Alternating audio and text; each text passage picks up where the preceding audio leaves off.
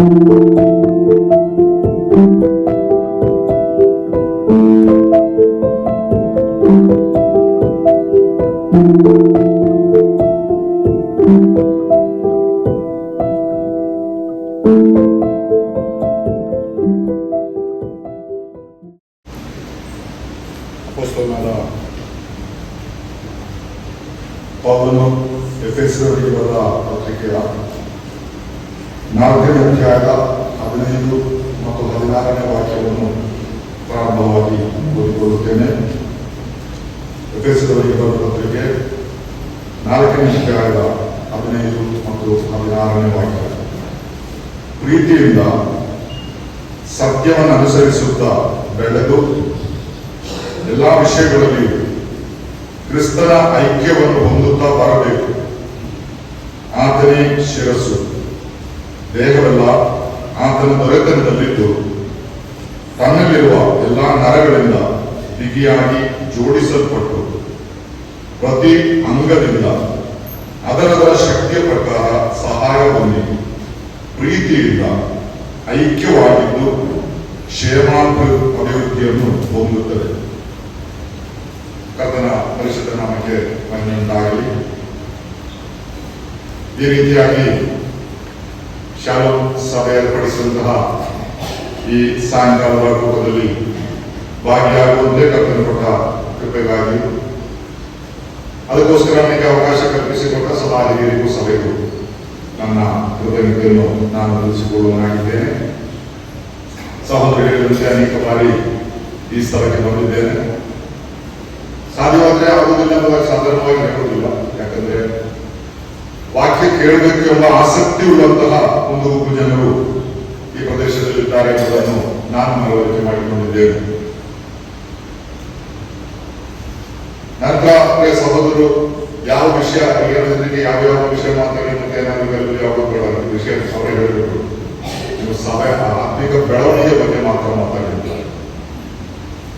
ನಾವು ಓದಿದಂತ ಈ ವಾಕ್ಯ ನಮ್ಮ ಆತ್ಮೀಕವಾದ ಬೆಳವಣಿಗೆ ಬಗ್ಗೆ ಹೇಳುವಂತಹ ಒಂದು ವಾಕ್ಯವಾಗಿದೆ.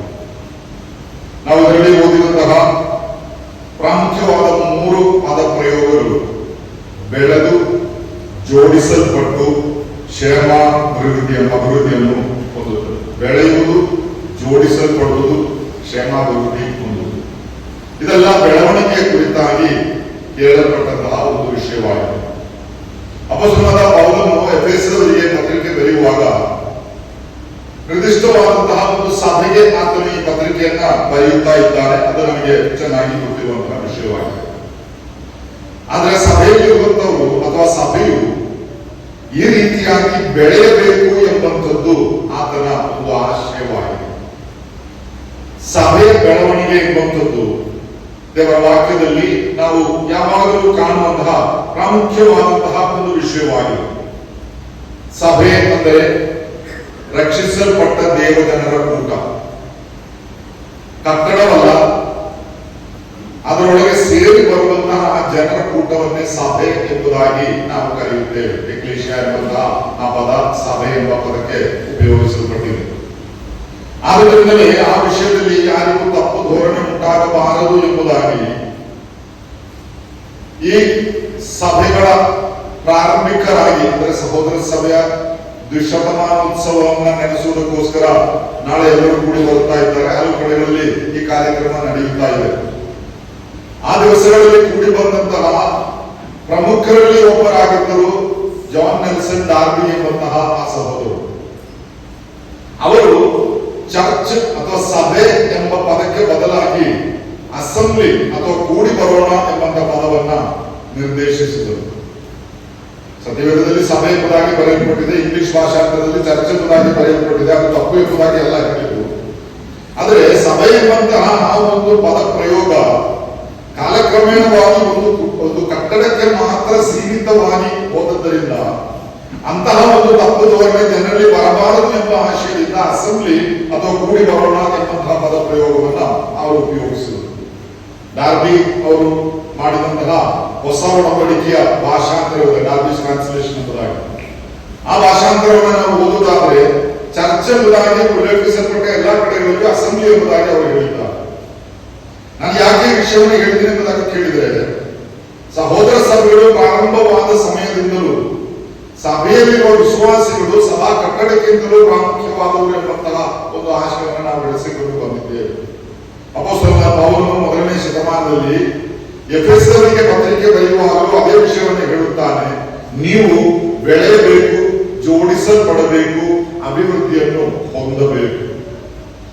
ಸಭೆಯ ವಿಷಯವಾಗಿ ನಾವು ನೋಡುವಾಗ ಸಭೆಯ ಬೆಳವಣಿಗೆ ಅಂದ್ರೆ ಸಭೆಯಲ್ಲಿರುವ ವಿಶ್ವಾಸಿಗಳ ಬೆಳವಣಿಗೆ. ಕಟ್ಟಡ ಬೆಳೆಯುವುದಕ್ಕಿಂತಲೂ ವಿಶ್ವಾಸಿಗಳು ಬೆಳೆಯುವವರಾಗಿರಬೇಕು. ಇದು ಪ್ರಾಮುಖ್ಯವಾದಂತಹ ಒಂದು ವಿಷಯವಾಗಿದೆ.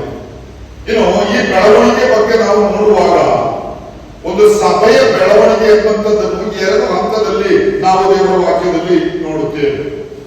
ಒಂದು ಸಂಖ್ಯಾಬಲದಲ್ಲಿರುವಂತಹ ಬೆಳವಣಿಗೆ, ನ್ಯೂಮರಿಕಲ್ ಗ್ರೋತ್.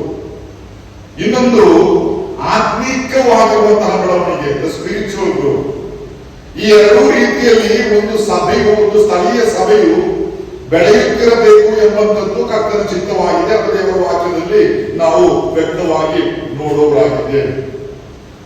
ಅದಕ್ಕೆ ಉದಾಹರಣೆಯಾಗಿ ನಾವು ದೇವರ ವಾಕ್ಯದಲ್ಲಿ ಸಭೆಗೆ ಹೋಲಿಕೆಯಾಗಿ ಹೇಳಲ್ಪಟ್ಟಂತಹ ಎರಡು ಹೋಲಿಕೆಗಳನ್ನು ನಿಮ್ಮ ಗಮನಕ್ಕೆ ಪ್ರಾರಂಭವಾಗಿ ತಂದು ಮತ್ತೆ ನನ್ನ ವಿಷಯದ ಪ್ರಮುಖ ಭಾಗಕ್ಕೆ ನಾನು ಬರುತ್ತೇನೆ.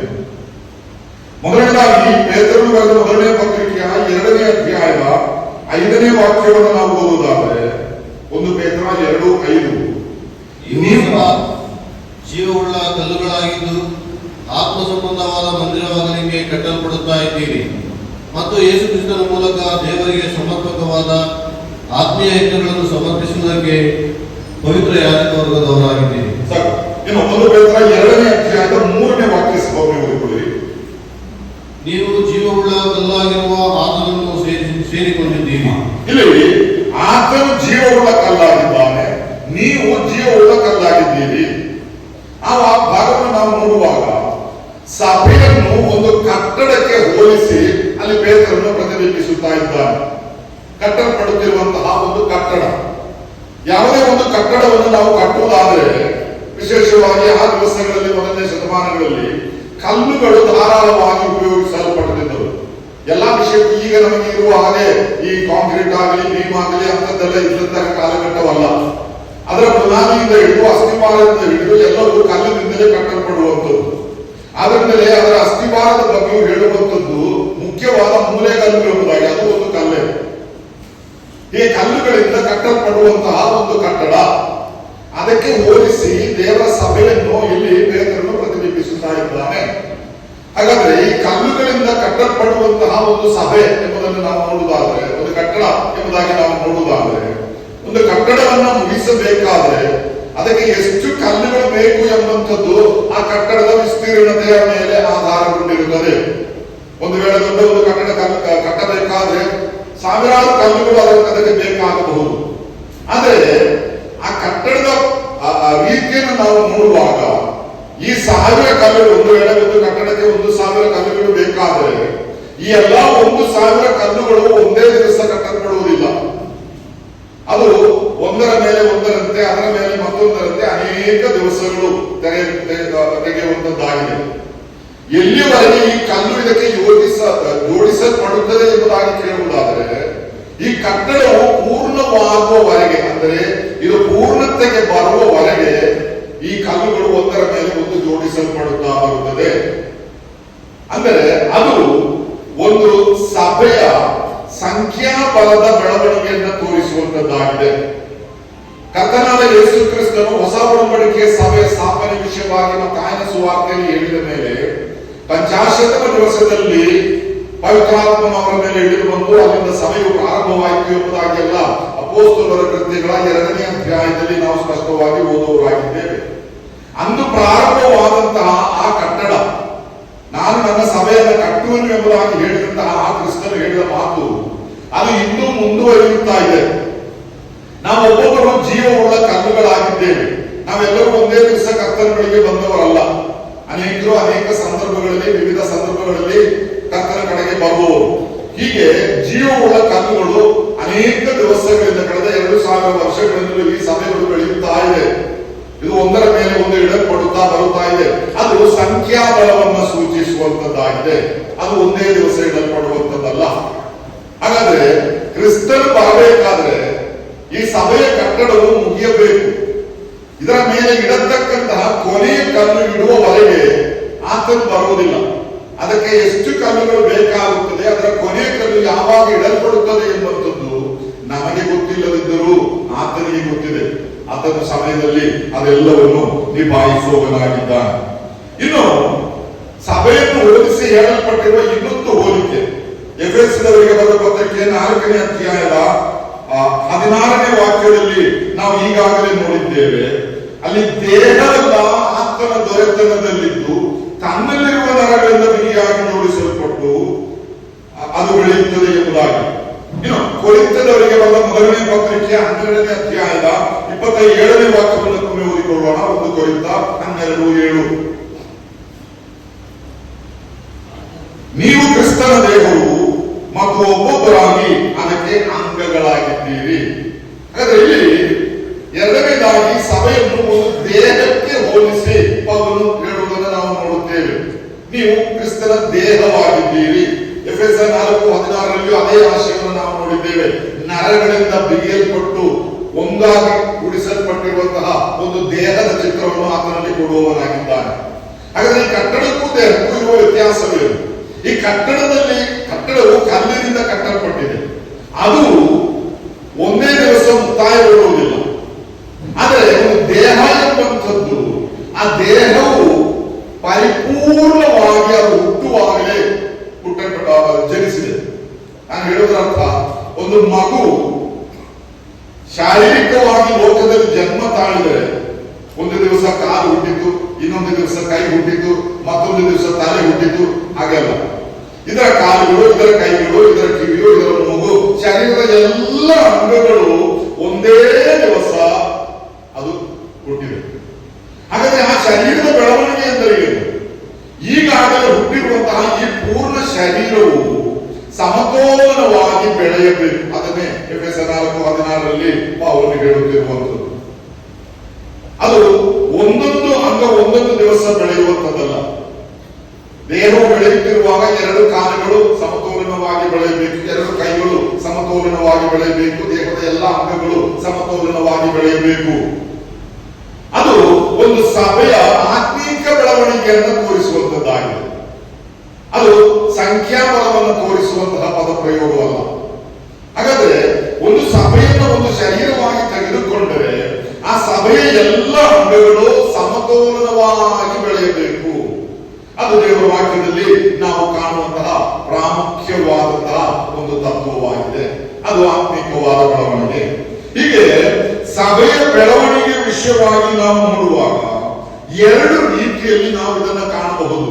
ಅದು ಕಟ್ಟಡಕ್ಕೆ ಹೋಲಿಸಿ ಅದನ್ನು ಕಲಿಯುವಾಗ ಸಂಖ್ಯಾಬಲದಲ್ಲಿ ಬೆಳೆಯಬೇಕು. ದೇವರ ವಾಕ್ಯದಲ್ಲಿ ಅನೇಕ ವಾಕ್ಯಗಳು ಅದರ ಬಗ್ಗೆ ಹೇಳುವಂತದ್ದಾಗಿದೆ. ಯಾವ ರೀತಿಯಲ್ಲಿ ಸಂಖ್ಯಾಬಲದಲ್ಲಿ ಬೆಳೆಯಬೇಕು ಎಂಬುದಾಗಿ. ಅದೆರಡೂ ವಿಷಯವನ್ನ ಒಂದು ಸಂದೇಶದಲ್ಲಿ ಮುಗಿಸಲಿಕ್ಕೆ ಸಾಧ್ಯವಿಲ್ಲದರಿಂದ ಆ ಒಂದು ವಿಷಯಕ್ಕೆ ನಾನು ಈಗ ಆಳವಾಗಿ ಹಿಡಿದು ಹೋಗುವುದಿಲ್ಲ. ಆದರೆ ಒಂದು ವಿಷಯವನ್ನು ನಾವು ನೆನೆಸಬೇಕು. ಈ ಸಂಖ್ಯಾಬಲವೆಂಬಂಥದ್ದು ಸ್ಥಳೀಯ ಸಭೆಗಿಂತಲೂ ಇದು ಕರ್ತನ ದೇಹವೆಂಬ ಸಾರ್ವತ್ರಿಕ ಸಭೆಗೆ ಹೆಚ್ಚು ಅನ್ವಯವಾಗುವಂತಹ ಒಂದು ಪದ. ಅದು ಯಾಕೆ ಆ ರೀತಿ ಹೇಳುತ್ತಾ ಇದ್ದೇನೆ ಎಂಬುದಾಗಿ ಕೇಳಿದರೆ, ಸ್ಥಳೀಯ ಸಭೆಗಳು ಪ್ರಾಮುಖ್ಯವಾದದ್ದೇ. ಆದರೆ ಸ್ಥಳೀಯ ಸಭೆಗಳು ಕೆಲವು ದೊಡ್ಡ ಸಭೆಗಳು, ಕೆಲವು ಸಣ್ಣ ಸಭೆಗಳು. ಕೆಲವು ಸಭೆಗಳಲ್ಲಿ 10-15 ಜನರು ಇರುತ್ತಾರೆ. ಇನ್ನು ಕೆಲವು ಸಭೆಗಳಲ್ಲಿ 800, 1000 ಅದಕ್ಕಿಂತಲೂ ಜಾಸ್ತಿ ಜನರು ಇರುವಂತಹ ಸಭೆಗಳು ನಮ್ಮ ಮಧ್ಯದಲ್ಲಿ ಸಾಕಷ್ಟಿವೆ. ಆದರೆ ದೇವರ ದೃಷ್ಟಿಯಲ್ಲಿ ತುಂಬಾ ಜನರಿರುವ ಸಭೆಗೆ ಹೆಚ್ಚು ಬೆಲೆ, ಸ್ವಲ್ಪ ಜನರಿರುವ ಸಭೆಗೆ ಕಡಿಮೆ ಬೆಲೆ ಎಂಬಂತಹ ಒಂದು ಧೋರಣೆ ಎಂದಿಗೂ ಉಂಟಾಗಬಾರದು. ಎಲ್ಲ ಸಭೆಗಳು ಆತನ ದೃಷ್ಟಿಯಲ್ಲಿ ಸಮಾನವಾದಂತಹ ಮೌಲ್ಯಕ್ಕೆ ಉಳ್ಳದ್ದಾಗಿದೆ. ಅದನ್ನು ನಾವು ಗ್ರಹಿಸಬೇಕಾಗಿದೆ. ಆದರೆ ಕರ್ತನು ನಮಗೆ ಹೆಚ್ಚು ಆತ್ಮಗಳನ್ನು ಕೊಟ್ಟಿದ್ರೆ ನಾವು ದೇವರಿಗೆ ಸ್ತೋತ್ರ ಸಲ್ಲಿಸುತ್ತೇವೆ. ಆದರೆ ಕೇವಲ ಸಂಖ್ಯಾಬಲದಿಂದ ಒಂದು ಸಭೆಯು ಮತ್ತೊಂದು ಸಭೆಯಿಂದ ದೊಡ್ಡದಾಗಿರುವುದರಿಂದ ದೇವರ ದೃಷ್ಟಿಯಲ್ಲಿ ದೊಡ್ಡ ಸಭೆಗೆ ಹೆಚ್ಚು ಬೆಲೆ, ಸಣ್ಣ ಸಭೆಗೆ ಕಡಿಮೆ ಬೆಲೆ ಎಂಬಂತಹ ಒಂದು ಆ ರೀತಿ ಎಂದಿಗೂ ಕಂಡು ಬರುವುದಿಲ್ಲ. ಯಾಕೆ ಈ ವಿಷಯ ಹೇಳ್ತಾ ಇದ್ದೇನೆ ಎಂಬುದಾಗಿ ಕೇಳಿದರೆ, ಒಂದೊಂದು ಸ್ಥಳೀಯ ಸಭೆಯು ಕ್ರಿಸ್ತನ ದೇಹದ ಪೂರ್ಣತೆಯ ಒಂದು ನೆರಳಾಗಿದೆ. ಅಂದ್ರೆ ಭದ್ರಾವತಿಯಲ್ಲಿ, ಪೇಪರ್ ಟೌನಲ್ಲಿ ಒಂದು ಸಭೆ ಇದೆ, ಹೊಸನಗರದಲ್ಲಿ ಒಂದು ಸಭೆ ಇದೆ, ಚಿಕ್ಕಬಳ್ಳಾಪುರದಲ್ಲಿ ಒಂದು ಸಭೆ ಇದೆ, ಇನ್ನು ಜನಾಪುರದಲ್ಲಿ ಒಂದು ಸಭೆ, ಬೇರೆ ಬೇರೆ ಸಭೆಗಳಿದೆ. ಅದು ಇಲ್ಲಿ ಬೇರೆ ಬೇರೆ ಊರುಗಳಲ್ಲಿ, ಶಿವಮೊಗ್ಗದಲ್ಲಿರ್ಬೋದು, ಚಿಕ್ಕಮಗಳೂರಲ್ಲಿರ್ಬೋದು. ಕೆಲವರು ನೆನೆಸುತ್ತಾರೆ ಇಲ್ಲಿರುವ ಸಭೆ ಸಭೆ ಕೈ, ಅಲ್ಲಿರುವ ಸಭೆ ಸಭೆ ಕಾಲು, ಇನ್ನು ಬೆಂಗಳೂರಲ್ಲಿರುವ ಸಭೆ ಕಿವಿ, ಹೀಗೆ ಎಲ್ಲ ಕೂಡಿ ಒಂದು ದೇಹವಾಗುತ್ತದೆ ಎಂಬುದಾಗಿ. ಅದು ಸರಿಯಾದಂತಹ ಒಂದು ಅರ್ಥೈಸುವಿಕೆ ಅಲ್ಲ. ಹಾಗೆ ನಾವು ಅರ್ಥ ಮಾಡಿಕೊಂಡರೆ ಅದರಿಂದ ಉಂಟಾಗುವ ತೊಂದರೆ ಸ್ಥಳೀಯ ಸಭೆಯ ಸ್ವಾತಂತ್ರ್ಯಕ್ಕೆ ಧಕ್ಕೆ ಉಂಟಾಗುತ್ತದೆ. ಇವತ್ತು ಅನೇಕ ಕ್ರೈಸ್ತ ಸಭಾ ಸಮೂಹಗಳು ಅದು ಈ ರೀತಿಯಾಗಿ ಜೋಡಿಸಲ್ಪಟ್ಟಿದೆ. ಅಂದರೆ ಅದಕ್ಕೊಂದು ಹೆಡ್ ಆಫೀಸ್ ಬೆಂಗಳೂರಲ್ಲಿ ಇರುತ್ತದೆ, ಒಂದೊಂದು ಜಿಲ್ಲೆಯಲ್ಲಿ ಒಂದು ಬ್ರಾಂಚ್ ಆಫೀಸ್ ಇರುತ್ತದೆ, ಅವರ ಕೈ ಕೆಳಗೆ ಮತ್ತಷ್ಟು ಸಭೆಗಳು, ಇದೆಲ್ಲ ಒಂದರಿಂದ ಹಿಡಿದು ಬರುವಂತದ್ದು. ಹಾಗೆ ಬಂದಾಗ ಒಂದು ಸ್ಥಳೀಯ ಸಭೆಯನ್ನು ಸ್ವಾಯತ್ತವುಳ್ಳ ಸಭೆ ಅಥವಾ ಸ್ವತಂತ್ರ ಸಭೆ ಎನ್ನುವುದಾಗಿ ಹೇಳುವುದಕ್ಕೆ ಸಾಧ್ಯವಿಲ್ಲ. ಆದ್ರೆ ವಾಕ್ಯಕ್ಕನುಗುಣವಾಗಿ ನಾವು ಕಲಿಯುತ್ತಾ ಬರುವಾಗ ತಿಳಿದುಕೊಳ್ಳುವಂಥದ್ದು, ಒಂದೊಂದು ಸ್ಥಳೀಯ ಸಭೆಯು ಅದರಲ್ಲೇ ಪರಿಪೂರ್ಣವಾಗಿದೆ. ಆ ದೇಹವು ಕ್ರಿಸ್ತನಲ್ಲಿ ಪರಿಪೂರ್ಣವಾದದ್ದಾಗಿದೆ. ಅದರ ಕೈ ಆಗಲಿ, ಕಾಲಾಗಲಿ, ಕಣ್ಣಾಗಲಿ, ಕಿವಿ ಆಗಲಿ, ಅದೆಲ್ಲವೂ ಅದರೊಳಗೆ ಇದೆ. ಆದ್ದರಿಂದಲೇ ಒಂದು ಸ್ಥಳೀಯ ಸಭೆ ಸಣ್ಣದಾಗಿದ್ದರೂ ದೊಡ್ಡದಾಗಿದ್ದರೂ ಅದು ದೇವರ ದೃಷ್ಟಿಯಲ್ಲಿ ಅಮೂಲ್ಯವಾದದ್ದು ಎಂಬುದಾಗಿ ನಾವು ನೋಡುತ್ತೇವೆ. ಹೇಗೂ ಸಂಖ್ಯಾಬಲದ ವಿಷಯದಲ್ಲಿ ನಾನು ಹೆಚ್ಚು ಮಾತನಾಡೋದಕ್ಕೆ ಈಗ ಸಮಯ ತೆಗೆದುಕೊಳ್ಳುವುದಿಲ್ಲ. ನಾನು ಅದರ ಎರಡನೇ ಭಾಗಕ್ಕೆ ಬರುತ್ತೇನೆ. ಯಾವ ರೀತಿಯಲ್ಲಿ ಒಂದು ಸ್ಥಳೀಯ ಸಭೆ ಆತ್ಮೀಕವಾಗಿ ಬೆಳೆಯಬೇಕು, ಇವತ್ತಿನ ನಮ್ಮ ಸಂದೇಶದ ಪ್ರಾಮುಖ್ಯ ವಿಷಯ ಅದೇ. ಯಾವ ರೀತಿಯಲ್ಲಿ ಒಂದು ಸಭೆ ಆತ್ಮೀಕವಾಗಿ ಬೆಳೆಯಬೇಕು, ಅದು ಅನೇಕ ರೀತಿಯನ್ನು ನಾವು ವಾಕ್ಯದಲ್ಲಿ ನೋಡುತ್ತೇವೆ. ಅದರ ಪ್ರಾಮುಖ್ಯವಾದಂತಹ ಒಂದು ವಿಷಯವನ್ನು ನಿಮ್ಮ ಗಮನಕ್ಕೆ ತರುವುದಕ್ಕೆ ನಾನು ಇಷ್ಟಪಡುವವನಾಗಿದ್ದೇನೆ. ಮೊದಲನೇದಾಗಿ ಇಬ್ರಿಯರಿಗೆ ಬರೆದ ಪತ್ರಿಕೆಯ 5ನೇ ಅಧ್ಯಾಯದ 12ನೇ ವಾಕ್ಯದಿಂದ 14ನೇ ವಾಕ್ಯದವರೆಗೆ ಓದಿಕೊಳ್ಳೋಣ. ಇಬ್ರಿಯರಿಗೆ ಬರೆದ ಪತ್ರಿಕೆ 5ನೇ ಅಧ್ಯಾಯದ 12ನೇ ವಾಕ್ಯದಿಂದ 14ನೇ ವಾಕ್ಯದವರೆಗೆ. ಕಾಲವನ್ನು ನೋಡಿದರೆ ನೀವು ಇಷ್ಟರೊಳಗೆ ಬೋಧಕರಾಗಬೇಕಾಗಿದ್ದರೂ ಒಬ್ಬರು ನಿಮಗೆ ದೈವೋಕ್ತಿಗಳ ಮೂಲ ಪಾಠಗಳನ್ನು ತಿರುಗಿ ಕಲಿಸಿಕೊಡಬೇಕಾಗಿದೆ. ನೀವು ಹಾಲು ಕುಡಿಯತಕ್ಕವರೇ ಮತ್ತು ಗಟ್ಟಿಯಾದ ಆಹಾರವನ್ನು ತಿನ್ನತಕ್ಕವರಲ್ಲ. ಹಾಲು ಬೇಕಾದವನು ಕೂಸಿನಲ್ಲಿದ್ದು ನೀತಿವಾಕ್ಯದಲ್ಲಿ ಅನುಭವವಿಲ್ಲದವನಾಗಿದ್ದಾನೆ. ಗಟ್ಟಿಯಾದ ಆಹಾರವು ಪ್ರಯಾಸರಿಗೋಸ್ಕರ, ಅಂದರೆ ಜ್ಞಾನೇಂದ್ರಿಯಗಳನ್ನು ಸಾಧನೆಯಿಂದ ಶಿಕ್ಷಿಸಿಕೊಂಡು ಇದು ಒಳ್ಳೆಯದು ಅದು ಕೆಟ್ಟದ್ದು ಎಂಬ ಭೇದವನ್ನು ತಿಳಿದವರಿಗೋಸ್ಕರವಾಗಿದೆ. ಇಲ್ಲಿ ಇಬ್ರಿಯರಿಗೆ ಬರೆದ ಗ್ರಂಥಕರ್ತನು ಪತ್ರಿಕೆ ಬರೆಯುವಾಗ ಅದರ 12ನೇ ವಾಕ್ಯದಲ್ಲಿ ಅದನ್ನು ಪ್ರಾರಂಭಿಸುವಂಥದ್ದು, ಕಾಲವನ್ನು ನೋಡಿದರೆ ಇಷ್ಟರೊಳಗೆ ನೀವು ಬೋಧಕರಾಗಬೇಕಾಗಿದ್ದರೂ ಈಗಲೂ ನೀವು ಕೂಸುಗಳಾಗಿದ್ದೀರಿ. ನೀವು ಇಷ್ಟರೊಳಗೆ ಗಟ್ಟಿಯಾದ ಆಹಾರವನ್ನ ಸೇವಿಸಿ ಜೀರ್ಣಿಸುವುದಕ್ಕೆ ಶಕ್ತರಾಗಬೇಕಾಗಿತ್ತು. ಆದರೆ ಈಗಲೂ ನೀವು ಹಾಲು ಕುಡಿಯುವ ಮಕ್ಕಳಾಗಿದ್ದೀರಿ. ಅದೇ ಆಶಯವನ್ನ ಆತನು ಅಲ್ಲಿ ವಿವರಿಸುತ್ತಾ ಇದ್ದಾನೆ. ಇದು ಒಂದು ಸಭೆಯ ಆತ್ಮೀಕ ಬೆಳವಣಿಗೆ ಕುರಿತಾಗಿ ಹೇಳಲ್ಪಟ್ಟಂತಹ ಒಂದು ನುಡಿಯಾಗಿದೆ. ಇಲ್ಲಿ ಕಾಲವನ್ನು ನೋಡಿದರೆ ಎಂಬುದಾಗಿ ಅಲ್ಲಿ ಗ್ರಂಥಕರ್ತರು ಹೇಳುವಾಗ, ಈ ಗ್ರಂಥಕರ್ತರು ಯಾರು ಎಂಬುದು ಇನ್ನೂ ಖಚಿತವಾಗಿಲ್ಲ. ವೇದ ಪಂಡಿತರು, ವೇದಶಾಸ್ತ್ರಿಗಳು ಈಗಲೂ ಅನೇಕ ಅಭಿಪ್ರಾಯಗಳನ್ನು ಹೇಳುತ್ತಾ ಇದ್ದಾರೆ. ಇದು ಪೌಲನು ಬರೆದದ್ದು ಎಂಬುದಾಗಿ ಹೇಳಿ ಅನೇಕ ಗ್ರಂಥಗಳು ಬರೆಯಲ್ಪಟ್ಟಿದೆ. ಪೌಲನ ಅಲ್ಲ ಎಂಬುದಾಗಿ ಸಾಬೀತುಪಡಿಸಿದರೆ ಇನ್ನೊಂದು ಗುಂಪಿನವರು ಬೇರೆ ಅನೇಕ ಗ್ರಂಥಗಳನ್ನು ಅವರು ಮಾಡಿದ್ದಾರೆ. ಹೇಗೂ ಅವರು ಖರ್ಚು ಮಾಡಿದ್ದನ್ನು ಅವರು ಸಂಪಾದಿಸಿಕೊಂಡಿದ್ದಾರೆ. ಆದರೆ ಉತ್ತರ ಮಾತ್ರ ಇನ್ನೂ ಸಿಗಲಿಲ್ಲ. ಈಗಲೂ ನಾವು ಓದಾಡ್ತಾ ಇದ್ದೇವೆ. ಏನೇ ಇರಲಿ, ಯಾರೇ ಇರಲಿ, ಇದು ಒಬ್ಬ ದೇವರಿಂದ ಕಳಿಸಲ್ಪಟ್ಟಂತಹ ಅಥವಾ ಕರ್ತನು ಆಯ್ದುಕೊಂಡಂತಹ ಒಬ್ಬ ವ್ಯಕ್ತಿ, ಒಬ್ಬ ಅಪೊಸ್ತಲನು ಬರೆದದ್ದು ಎಂಬುದಾಗಿ ನಾವು ನೋಡೋಣ. ಪೌಲನಾಗಿರಲಿ, ಬೇರೆಯವರೇ ಆಗಿರಲಿ ಅನೇಕ ಪತ್ರಿಕೆಗಳನ್ನು ಬರೆದಿದ್ದಾರೆ. ಆದರೆ ಇದು ಬರೆಯಲ್ಪಟ್ಟದ್ದು ಯಾರಿಗೆ ಎಂಬುದಾಗಿ ನೋಡುವುದಾದರೆ ಇದು ಒಂದು ನಿರ್ದಿಷ್ಟ ಸಭೆಗೆ ಬರೆಯಲ್ಪಟ್ಟ ಪತ್ರಿಕೆ ಅಲ್ಲ. ನಾವು ಇಬ್ರಿಯರಿಗೆ ಬರೆದ ಪತ್ರಿಕೆಯನ್ನು ನಾವು ಓದುವುದಾದರೆ ಅದು ಒಂದು ನಿರ್ದಿಷ್ಟ ಸ್ಥಳೀಯ ಸಭೆಗೆ ಮಾತ್ರ ಬರೆಯಲ್ಪಟ್ಟದ್ದಲ್ಲ. ಇದು ಯಹೂದ್ಯರಾಗಿ ಚದರಿ ಹೋಗಿರುವಂತಹ ಯಹೂದ್ಯ ವಿಶ್ವಾಸಿಗಳಿಗೂ ಆ ರೀತಿ ಕೂಡಿ ಬರುವಂತಹ ಸಭೆಗಳಿಗೂ ಹುದುವಾಗಿ ಬರೆಯಲ್ಪಟ್ಟಂತಹ ಒಂದು ಪತ್ರಿಕೆಯಾಗಿದೆ. ಯಾಕಂದ್ರೆ ಇಬ್ರಿಯರಿಗೆ ಬರೆದ ಪತ್ರಿಕೆಯನ್ನು ನಾವು ನೋಡುವುದಾದರೆ ಯಹೂದ್ಯರು ಧರ್ಮಶಾಸ್ತ್ರಕ್ಕನುಗುಣವಾಗಿ ದೇವಾಲಯದಲ್ಲಿ ಅನುಷ್ಠಾನಗೊಳಿಸುತ್ತಿದ್ದಂತಹ ಅನೇಕ ವಿಷಯಗಳನ್ನ ವಿವರವಾಗಿ ಹೇಳಿದ್ದನ್ನು ನೋಡುತ್ತೇವೆ. ಆ ಪತ್ರಿಕೆ ಒಂದು ವೇಳೆ ಅನ್ಯರಾಗಿ ಹೊರಗಿನಿಂದ ಬಂದ ಒಬ್ಬನಿಗೆ ಇದು ಓದಿದ್ರೆ ಅರ್ಥವಾಗಲಿಕ್ಕೂ ಇಲ್ಲ. ಆದ್ರೆ ಒಬ್ಬ ಯಹೂದ್ಯನಿಗೆ ಇದು ವ್ಯಕ್ತವಾಗಿ ಅರ್ಥವಾಗುತ್ತದೆ. ಯಾಕಂದ್ರೆ ಧರ್ಮಶಾಸ್ತ್ರಕ್ಕನುಗುಣವಾದ ಅನೇಕ ವಿಷಯಗಳು ಅಲ್ಲಿ ಹೇಳಲ್ಪಟ್ಟಿದೆ. ಆದುದರಿಂದಲೇ ಈ ಗ್ರಂಥಕರ್ತನು ಇವರು ಲೋಕದ ಅನೇಕ ಕಡೆಗಳಿಗೆ ಚದರಿ ಹೋಗಿರುವಂತಹ ಯಹೂದ ವಿಶ್ವಾಸಿಗಳಿಗೆ ಬರೆದಿದ್ದಾನೆ ಎಂಬಂಥದ್ದನ್ನು ನಾವು ತಿಳಿದುಕೊಳ್ಳಬಹುದಾಗಿದೆ. ಈ ಯಹೂದ ವಿಶ್ವಾಸಿಗಳು ಅಂದ್ರೆ ಯಾರು ಎಂಬುದು ಇದಕ್ಕೆಲ್ಲ ಪ್ರಾಮುಖ್ಯತೆ ಇದೆ. ಇದನ್ನು ಅರ್ಥ ಮಾಡಿಕೊಳ್ಳಬೇಕಾದ್ರೆ ಕಾಲವನ್ನು ನೋಡಿದರೆ ಎಂಬುದಾಗಿ ಯಾಕೆ ಆತನು ಹೇಳುತ್ತಿದ್ದಾನೆ ಎಂಬುದಾಗಿ ಇವರು ಯಾವಾಗ ಕರ್ತನನ್ನ ಸ್ವೀಕರಿಸಿಕೊಂಡವರು. ನಾವು ತಿರುಗಿ ಅಪೊಸ್ತಲರ ಕೃತ್ಯಗಳ 2ನೇ ಅಧ್ಯಾಯಕ್ಕೆ ಬರುವುದಾದರೆ ಅಲ್ಲಿ 50ಮ ದಿನದಲ್ಲಿ ಸಭೆಯ ಪ್ರಾರಂಭವನ್ನು ನಾವು ನೋಡುವವರಾಗಿದ್ದೇವೆ. 50ಮ ದಿನದ ಅಥವಾ 50ಮವನ್ನು ಆಚರಿಸುವುದಕ್ಕಾಗಿ ಅನೇಕ ಯಹೂದ್ಯರು ಲೋಕದ ಅನೇಕ ಕಡೆಗಳಿಗೆ ಚದರಿ ಹೋಗಿದ್ದವರೆಲ್ಲರೂ ಒಂದು ಯೆರೂಸಲೇಮಿಗೆ ಬಂದಿದ್ದರು. ಪ್ರತಿ ವರ್ಷವೂ ಇವರು ವಾಡಿಕೆಯಾಗಿ ಯೆರೂಸಲೇಮಿಗೆ ಬರುತ್ತಾ ಇದ್ದರು. ಯಾಕಂದ್ರೆ ಈ 50ಮ ಹಬ್ಬವನ್ನು ಆಚರಿಸುವುದಕ್ಕಾಗಿ. ಹೀಗೆ ನಾವು ಅಲ್ಲಿ ಪಟ್ಟಿಯನ್ನು ನೋಡುವುದಾದರೆ ಅಪೊಸ್ತಲರ ಕೃತ್ಯಗಳ 2ನೇ ಅಧ್ಯಾಯದಲ್ಲಿ ಸುಮಾರು 16 ದೇಶಗಳ ಹೆಸರುಗಳು ಅಲ್ಲಿ ಉಲ್ಲೇಖಿಸಲ್ಪಟ್ಟಿದೆ. ಅಂದ್ರೆ ಲೋಕದ ಸುಮಾರು 16 ದೇಶಗಳಿಗೆ ಚದರಿ ಹೋದವರಾದಂತಹ ಇಸ್ರಾಯೇಲ್ಯರು 50ಮವನ್ನು ಆಚರಿಸುವುದಕ್ಕಾಗಿ ಯೆರೂಸಲೇಮಿಗೆ ಬಂದಂತಹ ಆ ಸಂದರ್ಭದಲ್ಲಿ ಯಥಾರ್ಥವಾದ 50ಮ ದಿನವು ಬಂದಾಗ ಸಭೆಯು ಅಲ್ಲಿ ಪ್ರಾರಂಭಗೊಂಡಿತು. ಅಲ್ಲಿ ನಡೆದ ವಿಷಯವೆಲ್ಲ ನಾವು ಅಪೊಸ್ತಲರ ಕೃತ್ಯ 2ನೇ ಅಧ್ಯಾಯದಲ್ಲಿ ಓದುವವರಾಗಿದ್ದೇವೆ.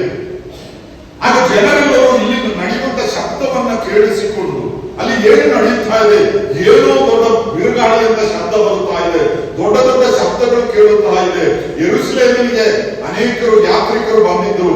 ಇವರೆಲ್ಲರೂ ಒಟ್ಟಿಗೆ ಓಡಿ ಇದರ ಮುಂದೆ ಬಂದು ಕೂಡಿದರು. ಆಗ ನೋಡಿದಾಗ ಇಲ್ಲಿ ಕೆಲವರು ಕೂತುಕೊಂಡು ಶಿಷ್ಯರು ಇವರು ಅನ್ಯ ಭಾಷೆಗಳಲ್ಲಿ ಮಾತಾಡುತ್ತಾ ಇದ್ದಾರೆ, ಏನೆಲ್ಲ ನಡೆಯುತ್ತಾ ಇದೆ. ಆಗ ಜನರ ಮಧ್ಯದಲ್ಲಿ ಒಂದು ಗಲಿಬಿಲಿ. ಅವರು ನೆನೆಸಿದರು ಒಂದು ವೇಳೆ ಇವರು ಕುಡಿದವರಾಗಿರಬಹುದು ಎಂಬುದಾಗಿ. ಕೆಲವರು ಹೇಳಿರಲಿಲ್ಲ, ಬೆಳಿಗ್ಗೆ ಯಾರು ಕುಡಿಯೋದಿಲ್ಲ, ಕುಡಿಯೋದು ಸಾಯಂಕಾಲ. ಊರಿನ ಪದ್ಧತಿ ನಮಗೆ ಅಲ್ವಾ, ಬೆಳಿಗ್ಗೆ ಕುಡಿಯೋದು ಬಹಳ ಕಡಿಮೆ, ಸಾಯಂಕಾಲ. ಒಂದು ವೇಳೆ ಆ ದಿವಸಗಳಲ್ಲಿ ಹಾಗಿದ್ದಿರಬಹುದು, ಏನೇ ಇರಲಿ. ಅಲ್ಲಿ ಸ್ವಲ್ಪ ಹೊತ್ತು ಚರ್ಚಿಸಿದರು. ಆಗ ಪೇತ್ರನು ಎದ್ದು ನಿಂತು ಪ್ರಸಂಗ ಮಾಡಿದರು. ಆತನು ಮಾಡಿದ ಪ್ರಸಂಗ ಯಾವುದು? ಒಂದು ಸುವಾರ್ಥ ಪ್ರಸಂಗ. ಆ ಪ್ರಸಂಗದ ಕೊನೆಯಲ್ಲಿ ಸುಮಾರು 3,000 ಜನರು ಆತನ ಮಾತುಗಳಿಗೆ ಒಪ್ಪಿ ಅವರು ರಕ್ಷಿಸಲ್ಪಟ್ಟು ದೀಕ್ಷಾಸ್ನಾನ ಹೊಂದಿ ಅವರೊಡನೆ ಸೇರಿದರು. ಈ 3,000 ಜನರು ಯಹೂದ್ಯ ಮತಾವಲಂಬಿಗಳಾಗಿದ್ದರು. ಅನ್ಯರು ಯಾರು ಇರಲಿಲ್ಲ. ಅದನ್ನ ಆಮೇಲೆ ಅಪೊಸ್ತಲರ ಕೃತ್ಯ 10ನೇ ಅಧ್ಯಾಯವನ್ನು ನಾವು ಕಲಿಯುವುದಾದ್ರೆ ಪೇತ್ರನು ಕೊರ್ನೇಲಿಯನ ಮನೆಗೆ ಹೋದಾಗ ಯೆರೂಸಲೇಮಿನಲ್ಲಿದ್ದ ಯಹೂದ್ಯ ವಿಶ್ವಾಸಿಗಳ ಸಭೆಯಲ್ಲಿ ದೊಡ್ಡ ಗಲಿಬಿಲಿ ಉಂಟಾಯಿತು. ಯಾಕಂದ್ರೆ ಅವರು ನೆನೆಸಿದ್ರು ಇದೆಲ್ಲ ಯಹೂದ್ಯರಿಗೆ ಮಾತ್ರ, ಹೊರಗಿನವರಿಗೆ ಅಲ್ಲ ಇಲ್ಲ. ಆ ವಿಷಯವನ್ನು ನಾವಲ್ಲಿ ನೋಡೋಣ. ಹೀಗೆ ಈ 50ಮ ದಿನದಲ್ಲಿ ರಕ್ಷಿಸಲ್ಪಟ್ಟವರು ಸುಮಾರು 3,000 ಜನರು ಯಹೂದ್ಯ ಮತಾವಲಂಬಿಗಳಾಗಿದ್ದರು. ಇವರು ರಕ್ಷಿಸಲ್ಪಟ್ಟರು, ದೀಕ್ಷಾಸ್ನಾನ ಹೊಂದಿದರು. ಆ ಸ್ವಲ್ಪ ದಿವಸಗಳು ಒಂದು ವೇಳೆ ಅಪೊಸ್ತಲರು ಬೋಧಿಸಿದ ಬೋಧನೆಗಳನ್ನು ಅವರು ಅರ್ಥ ಮಾಡಿಕೊಂಡರು. ಆದರೆ 50ಮ ವಾರ ಮುಗಿದ ಕೂಡಲೇ ಇವರೆಲ್ಲರೂ ತಿರುಗಿ ಅವರವರ ದೇಶಗಳಿಗೆ ಹಿಂದಿರುಗಿ ಹೋದರು. ಸುಮಾರು 16 ದೇಶಗಳಿಗೆ ಅವರು ಮತ್ತೆ ಚದರಿ ಹೋದರು. ಹಬ್ಬಕ್ಕೋಸ್ಕರ ಬಂದವರು ಹಬ್ಬ ಆದ್ಮೇಲೆ ಊರಿಗೆ ಹೋಗ್ಬೇಕಲ್ಲ, ಅವ್ರು ಹೋಗ್ಬೇಕು. ಈಗ ಈ ಇಬ್ರಿಯರಿಗೆ ಬರೆದ ಗ್ರಂಥಕರ್ತನು ಹೀಗೆ ಚದರಿ ಹೋದಂತಹ ರಕ್ಷಿಸಲ್ಪಟ್ಟ ವಿಶ್ವಾಸಿಗಳಿಗೆ ಈ ಪತ್ರಿಕೆ ಬರೀತಾ ಇದ್ದಾರೆ.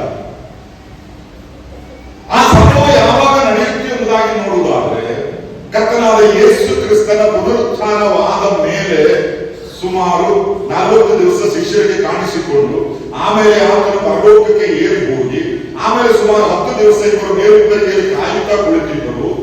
50ನೇ ದಿವಸದಲ್ಲಿ 50ಮ ಪೆಂಟೆಕೋಸ್ಟ್ ಅಂದ್ರೆ 50ನೇ ದಿವಸ ಎಂಬುದಾಗಿ ಅದಕ್ಕೆಲ್ಲ ವಾಕ್ಯಾಧಾರಗಳಿದೆ. ಅದನ್ನೆಲ್ಲ ತೆಗೆದು ಓದುವುದಕ್ಕೆ ಈಗ ನಮಗೆ ಸಮಯವಿಲ್ಲ. ಅಂದ್ರೆ ಯೇಸು ಕ್ರಿಸ್ತನು ಸತ್ತವರೊಳಗಿಂದ ಎದ್ದು ಬಂದು ಸುಮಾರು 50 ದಿವಸಗಳಾದ ಮೇಲೆ ಈ 50ಮ ದಿನ ನಡೆಯುತ್ತದೆ. ಇದು ಯಾವಾಗ ಎಂಬುದಾಗಿ ಕೇಳುವುದಾದರೆ ಯೇಸು ಕ್ರಿಸ್ತನು ಹುಟ್ಟಿದ್ದು ಯಾವಾಗ ಎಂಬುದು 1-2 ವರ್ಷ ಆಚೆ ಈಚೆ ಈಗಲೂ ಚರ್ಚೆ. ಏನೇ ಇರಲಿ, ಕ್ರಿಸ್ತ ಶಕ 1ನೇ ಇಸವಿ ಎಂಬುದಾಗಿ ನಾವು ಲೆಕ್ಕ ತೆಗೆದುಕೊಳ್ಳೋಣ. ಕೆಲವರು 2 ಹೇಳ್ತಾರೆ, ಕೆಲವರು 3 ಹೇಳ್ತಾರೆ. 1-2 ವರ್ಷ ಆಚೆ ಈಚೆ ಇರಬಹುದು, ಅದು ದೊಡ್ಡ ವಿಷಯವಲ್ಲ. ಹೇಗೂ ಕ್ರಿಸ್ತ ಶಕ 1ನೇ ಇಸವಿಯಲ್ಲಿ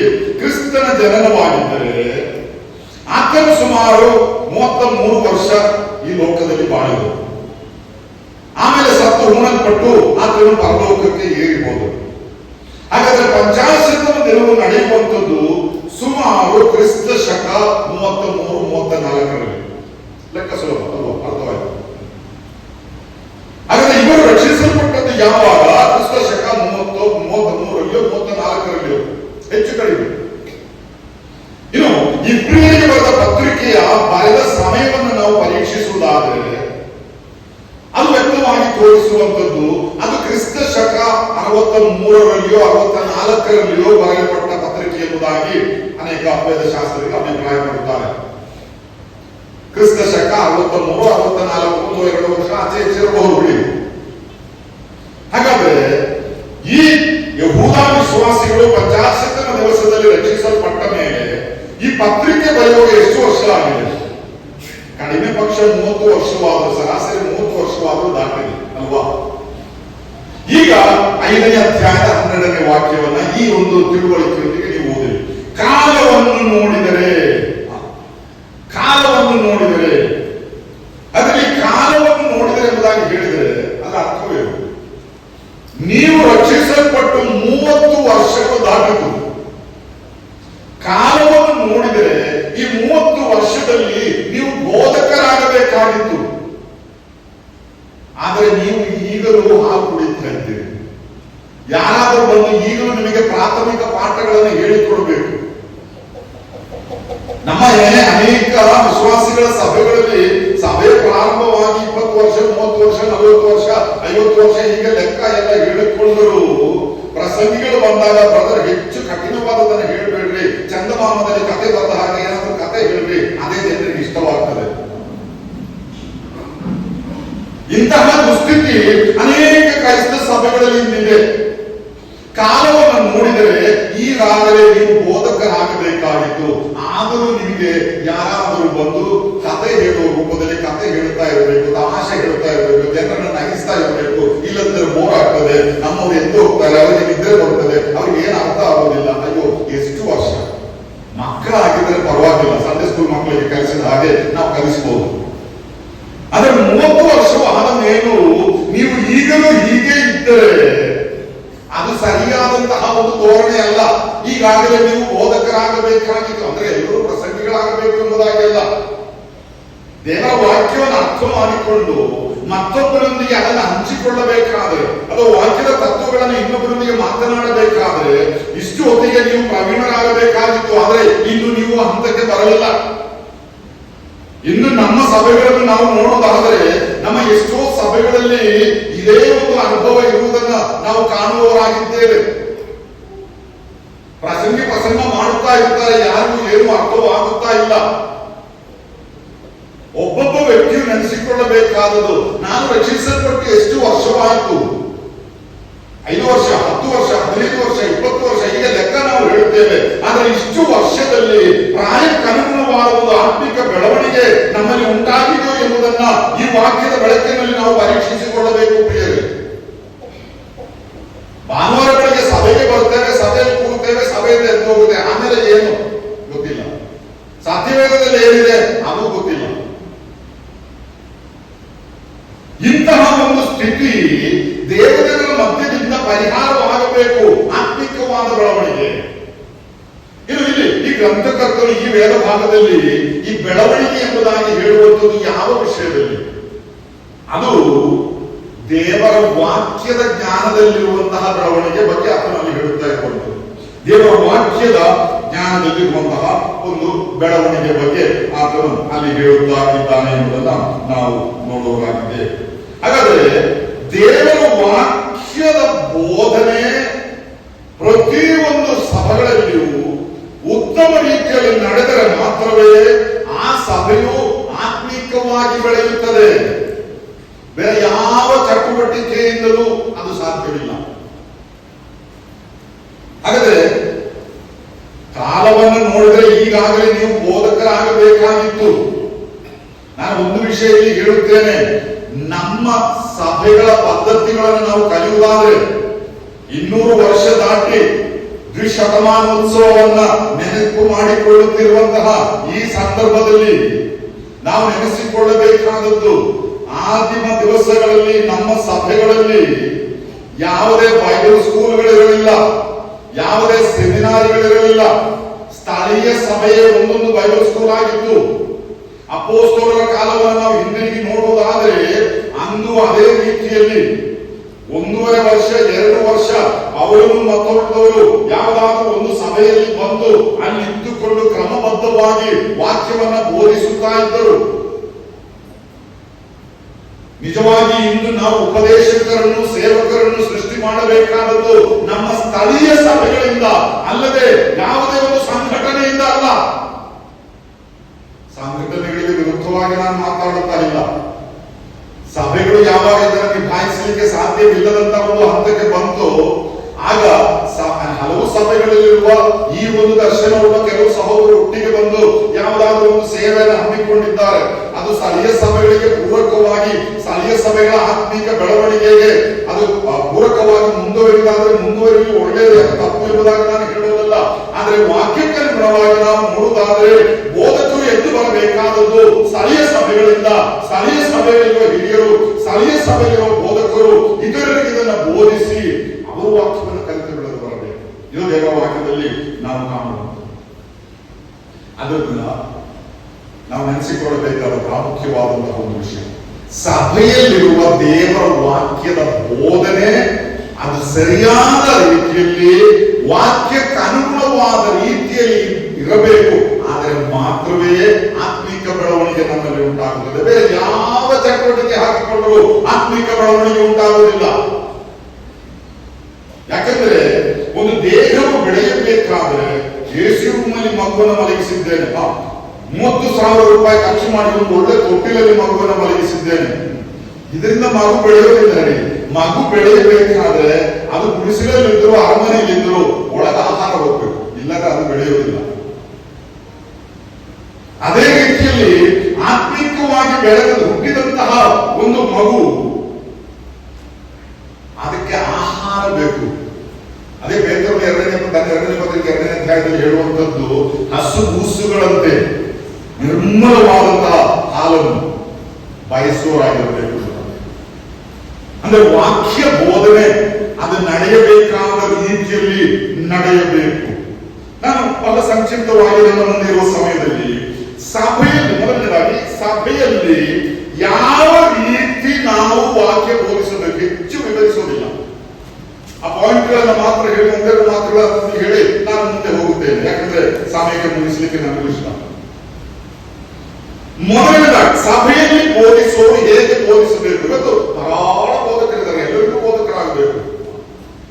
ಕೆಲವರೆಲ್ಲ ಸಭೆ ಬಿಟ್ಟು ಹೋಗ್ತಾರೆ. ಯಾಕೆ ಎಂಬುದಾಗಿ ಕೇಳಿದ್ರೆ ನಾವು ಇಷ್ಟು ವರ್ಷದಲ್ಲಿದ್ರೆ ಒಂದು ದಿವಸ ಒಂದು ಮೆಸೇಜ್ ಕೊಡ್ತಾ ಇಲ್ಲ ಅವರು. ಅಂದ್ರೆ ನಾವು ಸಭೆಗೆ ಬರೋದೇ ಮೆಸೇಜ್ ಕೊಡ್ಲಿಕ್ಕೆ ಕೂಡ ಬೋಧಕರಾಗಬೇಕು ಎಂಬ ಹಂಬಲ ಅನೇಕರಿಗಿದೆ. ಇದಕ್ಕೆಲ್ಲ ದೇವರ ವಾಕ್ಯದಲ್ಲಿ ಕೆಲವು ಮಾನದಂಡಗಳಿಗೆ ಅದನ್ನೆಲ್ಲ ಅರ್ಥ ಮಾಡಿಕೊಳ್ಳಬೇಕು. ಯಾರು ಬೋಧಕರಾಗಿರಬೇಕು, ಹೇಗೆ ಬೋಧಿಸಬೇಕು, ಇದೆಲ್ಲ ದೇವರ ವಾಕ್ಯ ಹೇಳುವಂತ ವಿಷಯಗಳು. ಅದರಿಂದ ಸಭೆಯಲ್ಲಿ ಹೇಗೆ ದೇವರ ವಾಕ್ಯ ಬೋಧಿಸಬೇಕು, ಮೊದಲನೇದಾಗಿ ಉಪದೇಶ ಮಾಡುವ ನೀನು ಮೊದಲು ನಿನಗೆ ಉಪದೇಶ ಮಾಡಿಕೊಳ್ಳಬೇಕು. ರೋಮಪದವರಿಗೆ ಬರೆದ ಪತ್ರಿಕೆ 2ನೇ ಅಧ್ಯಾಯದ 21ನೇ ವಾಕ್ಯವನ್ನು ಓದಿಕೊಳ್ಳೋಣ. ರೋಮಪದವರಿಗೆ ಬರೆದ ಪತ್ರಿಕೆ 2ನೇ ಅಧ್ಯಾಯದ 21ನೇ ವಾಕ್ಯ. ಹೀಗಿರಲಾಗಿ ಮತ್ತೊಬ್ಬರಿಗೆ ಉಪದೇಶ ಮಾಡುವ ನೀನು ನಿನಗೆ ಉಪದೇಶ ಮಾಡಿಕೊಳ್ಳದೆ ಇದೆಯೋ, ಕದಿಯಬಾರದೆಂದು ಬೋಧಿಸುವ ನೀನು ಕದಿಯುತ್ತೀಯೋ. ಬೋಧಿಸುವವನು ಮೊದಲು ಸ್ವಯಂ ತನಿಗೆ ಬೋಧಿಸಿಕೊಳ್ಳುವಾಗಿರಬೇಕು. ಇವತ್ತು ಇಂತಹ ಬೋಧಕರು ನಮ್ಮ ಸಭೆಗಳಲ್ಲಿ ಕಡಿಮೆಯಾಗಿ ಹೋಗಿದ್ದಾರೆ. ಬೇರೆಯವರಿಗೆ ಬೋಧಿಸಲಿಕ್ಕೆ ತುಂಬಾ ಜನ ಇದ್ದಾರೆ, ಸ್ವಯಂ ಅವರವರಿಗೆ ಬೋಧಿಸಿಕೊಳ್ಳುವುದಕ್ಕೆ ಅವರಿಗೆ ಮನಸ್ಸಿಲ್ಲ. ನನ್ನ ಮನೆ ವಿಷಯ ಬಿಡಿ, ನನ್ನ ಮಕ್ಕಳ ವಿಷಯ ಬಿಡಿ, ನೀವು ಒಳ್ಳೆಯವರಾಗಬೇಕು. ಇದು ಎಷ್ಟು ಕಾಳಜಿ ಇರುವ ಇದು ವಾಕ್ಯ ಹೇಳುವಂತದ್ದು ಮೊದಲು ನೀನು ನಿನಗೆ ಬೋಧಿಸಿಕೊಳ್ಳುವುದಾಗಿ. ದೇವರ ವಾಕ್ಯವನ್ನು ಕೂತು ಅಧ್ಯಯನ ಮಾಡಿ ತಿಳಿದುಕೊಂಡು ಕಲಿತುಕೊಂಡು ಬರಬೇಕು. ಯಾಕೆ ಬರೆದ ಗೂಗಲ್ ಇದೆಯಲ್ಲ, ಏನಾಗಿದೆ, ಹೊಸದೆಲ್ಲ ಬಂದಿದೆ, ಏನೆಲ್ಲ ಬಂದಿದೆ, ಹೊಸ ಹೊಸ ಹೆಸರಿದೆಯಲ್ಲ, ನನಗೂ ಗೊತ್ತಿಲ್ಲ. ಮೆಸೇಜ್ ಇಷ್ಟೊತ್ತು ಯಾಕೆ ಬರೋದು ನೀವು ಖರ್ಚು ಮಾಡ್ತೀರಿ, ಇಷ್ಟೊತ್ತು ಯಾಕೆ ನೀವು ಕೂತ್ಕೊಳ್ಬೇಕು. ಒಂದು ಗೂಗಲ್ ಅಲ್ಲಿ ಕೇಳಿದ್ರೆ ಅಥವಾ ಏನೇನು ಹಾಕಿದ್ರೆ ನಿಮ್ಗೆ ಪ್ರಿಂಟ್ಔಟ್ ಬರ್ತದಲ್ಲ ಅದನ್ನು ಓದಿದ್ರೆ ಸಾಲುದಿಲ್ಲ. ಇಂಥದ್ದೆಲ್ಲ ಧಾರಾಳ ಬೋಧನಾ ರೀತಿ ನಮ್ಮ ಸಭೆಗಳಲ್ಲಿ ಇವತ್ತಿನ ದಿವಸದಲ್ಲಿ ಸ್ವಯಂ ಬೋಧಿಸಿಕೊಳ್ಳಬೇಕು. ಸತ್ಯವೇದ ಅಧ್ಯಯನ ಮಾಡುವಾಗಿರಬೇಕು. ದೇವರು ಕೊಡುವ ಸಂದೇಶ ಏನು ಎಂಬುದನ್ನು ಆತನಿಂದ ನೇರವಾಗಿ ಪಡೆದುಕೊಂಡವರಾಗಿರಬೇಕು. ಅದು ಅವರ ಜೀವಿತದಲ್ಲಿ ಅಳವಡಿಸುವಾಗಿರಬೇಕು. ನಾನು ಮಾತನಾಡುವಂತ ವಿಷಯವನ್ನು ನನ್ನ ಜೀವಿತದಲ್ಲಿ ಪ್ರಾಯೋಗಿಕವಾಗಿ ಅಳವಡಿಸುವುದಕ್ಕೆ ಸಾಧ್ಯವಾಗದಂತಹ ವಿಷಯವಾಗಿದ್ದರೆ ಅಂತ ವಿಷಯಗಳನ್ನು ಮಾತನಾಡುವುದರಿಂದ ನಾನು ಹಿಂಜರಿಯಬೇಕು. ಸ್ವಂತ ಮಕ್ಕಳನ್ನು ಸರಿಯಾದ ಮಾರ್ಗದಲ್ಲಿ ನಡೆಸಲಿಕ್ಕೆ ಸಾಧ್ಯವಿಲ್ಲದವರು ಮಕ್ಕಳನ್ನು ಹೇಗೆ ನಡೆಸಬೇಕು ಎಂಬ ಕ್ಲಾಸ್ ಹೇಗೆ ತಗೊಂಡರು. ಸೇವೆಗೋಸ್ಕರ 10 ಪೈಸೆ ಖರ್ಚು ಮಾಡದವನು ಕರ್ತನಿಗೋಸ್ಕರ ಕೊಡುವುದು ಹೇಗೆ ಎಂಬುದಾಗಿ ಹೇಗೆ ಬೋಧನೆ ಮಾಡ್ಯಾರ. ಹೀಗೆ ಒಂದೊಂದು ವಿಷಯದಲ್ಲಿಯೂ ಮೊದಲು ಬೋಧಕರು ಸ್ವಯಂ ತಮಗೆ ತಾವೇ ಬೋಧಿಸಿಕೊಳ್ಳುವರಾಗಿರಬೇಕು. ಅಂತವರು ಬೋಧಿಸಿದರೆ ಮಾತ್ರವೇ ಸಭೆಯಲ್ಲಿ ಆತ್ಮೀಕ ಉತ್ತೇಜನವು ಅರ್ಥನೆಯು ಬೆಳವಣಿಗೆ ಉಂಟಾಗುವಂತದ್ದಾಗಿದೆ. ಅದು ಒಂದನೇ ವಿಷಯ. ಮುಂದೆ ಹೋಗ್ತೇನೆ. ಎರಡನೇದಾಗಿ ಕೊರಿಂಥದವರಿಗೆ ಬರೆದ 1ನೇ ಪತ್ರಿಕೆ 4ನೇ ಅಧ್ಯಾಯದ 17ನೇ ವಾಕ್ಯ ಓದಿಕೊಳ್ಳೋಣ. 1 ಕೊರಿಂಥ 4:17. ಈ ಯುಗದಿಂದ ಕರ್ತನಲ್ಲಿ ನನ್ನ ಮಗನಾದ ತಿಮೋಥೆಯನನ್ನು ನಿಮ್ಮ ಬಳಿಗೆ ಕಳುಹಿಸಿಕೊಟ್ಟಿದ್ದೇನೆ. ಅವನು ನನಗೆ ಪ್ರಿಯನೂ ನಂಬಿಗಸ್ತನೂ ಆಗಿದ್ದಾನೆ. ಅವನು ಕ್ರಿಸ್ತನ ಸೇವೆಯಲ್ಲಿರುವ ನನ್ನ ನಡಾವಳಿಯನ್ನು ಅಂದರೆ ನಾನು ಎಲ್ಲೆಲ್ಲಿಯೂ ಪ್ರತಿಯೊಂದು ಸಭೆಯಲ್ಲಿಯೂ ಬೋಧಿಸುವ ಕ್ರಮವನ್ನು ನಿಮ್ಮ ನೆನಪಿಗೆ ತರುವನು. ನಾನು ಎಲ್ಲೆಲ್ಲಿಯೂ ಪ್ರತಿಯೊಂದು ಸಭೆಯಲ್ಲಿ ಬೋಧಿಸುವ ಕ್ರಮ. ಇಲ್ಲಿ ಪೌಲನು ಹೇಳುವಂತ ಮಾತೇನು? ನಾನು ಎಲ್ಲಿ ಹೋದರೂ ಯಾವ ಸಭೆಗೆ ಹೋದರೂ ನನಗೆ ಒಂದು ಕ್ರಮವಿದೆ. ಅದು ತಿಮೋಥೆಯನಿಗೆ. ಹಾಗಾದ್ರೆ ಎರಡನೇದಾಗಿ ಬೋಧಿಸುವವನು ಯಾವ ಸ್ಥಳದಲ್ಲಿಯೂ ಯಾವ ಸಭೆಯಲ್ಲಿ ಎಲ್ಲಿ ಹೋದರೂ ಒಂದು ಕ್ರಮ ಇರಬೇಕು, ಒಂದು ಬೋಧನೆ ಇರಬೇಕು. ಅಲ್ಲದೆ ಒಂದು ಊರಿಗೆ ಹೋದಾಗ ಒಂದು ಉಪದೇಶ, ಮತ್ತೊಂದು ಊರಿಗೆ ಹೋದಾಗ ಬೇರೊಂದು ಉಪದೇಶ, ಅಲ್ಲಿ ಸಿಎಸ್ಸಿ ಅವ್ರಿಗಾದ್ರೆ ಅಲ್ಲಿ ಬೇರೊಂದು ಉಪದೇಶ, ಇಲ್ಲಿ ಬ್ಯಾಪ್ಟಿಸ್ಟ್ ಅವ್ರಿಗಾದ್ರೆ ಮತ್ತೊಂದು ಉಪದೇಶ, ಬ್ರದರನ್ ಸಭೆಗೆ ಬಂದಾಗ ಮತ್ತೆ ಬೇರೊಂದು ಉಪದೇಶ. ಇದು ಇರಬಾರದು. ಪೌಲನಲ್ಲಿ ಇರಲಿಲ್ಲ. ಇಂತಹ ಉಪದೇಶಕರು ಸಾಕಷ್ಟು ನಮ್ಮ ಮಧ್ಯದಲ್ಲಿ ಇಲ್ಲಿದ್ದಾರೆ. ಎಲ್ಲಿ ಬೇಕಾದ್ರೂ ಬ್ರದರ್ ಆಲ್ ಇನ್ ಒನ್.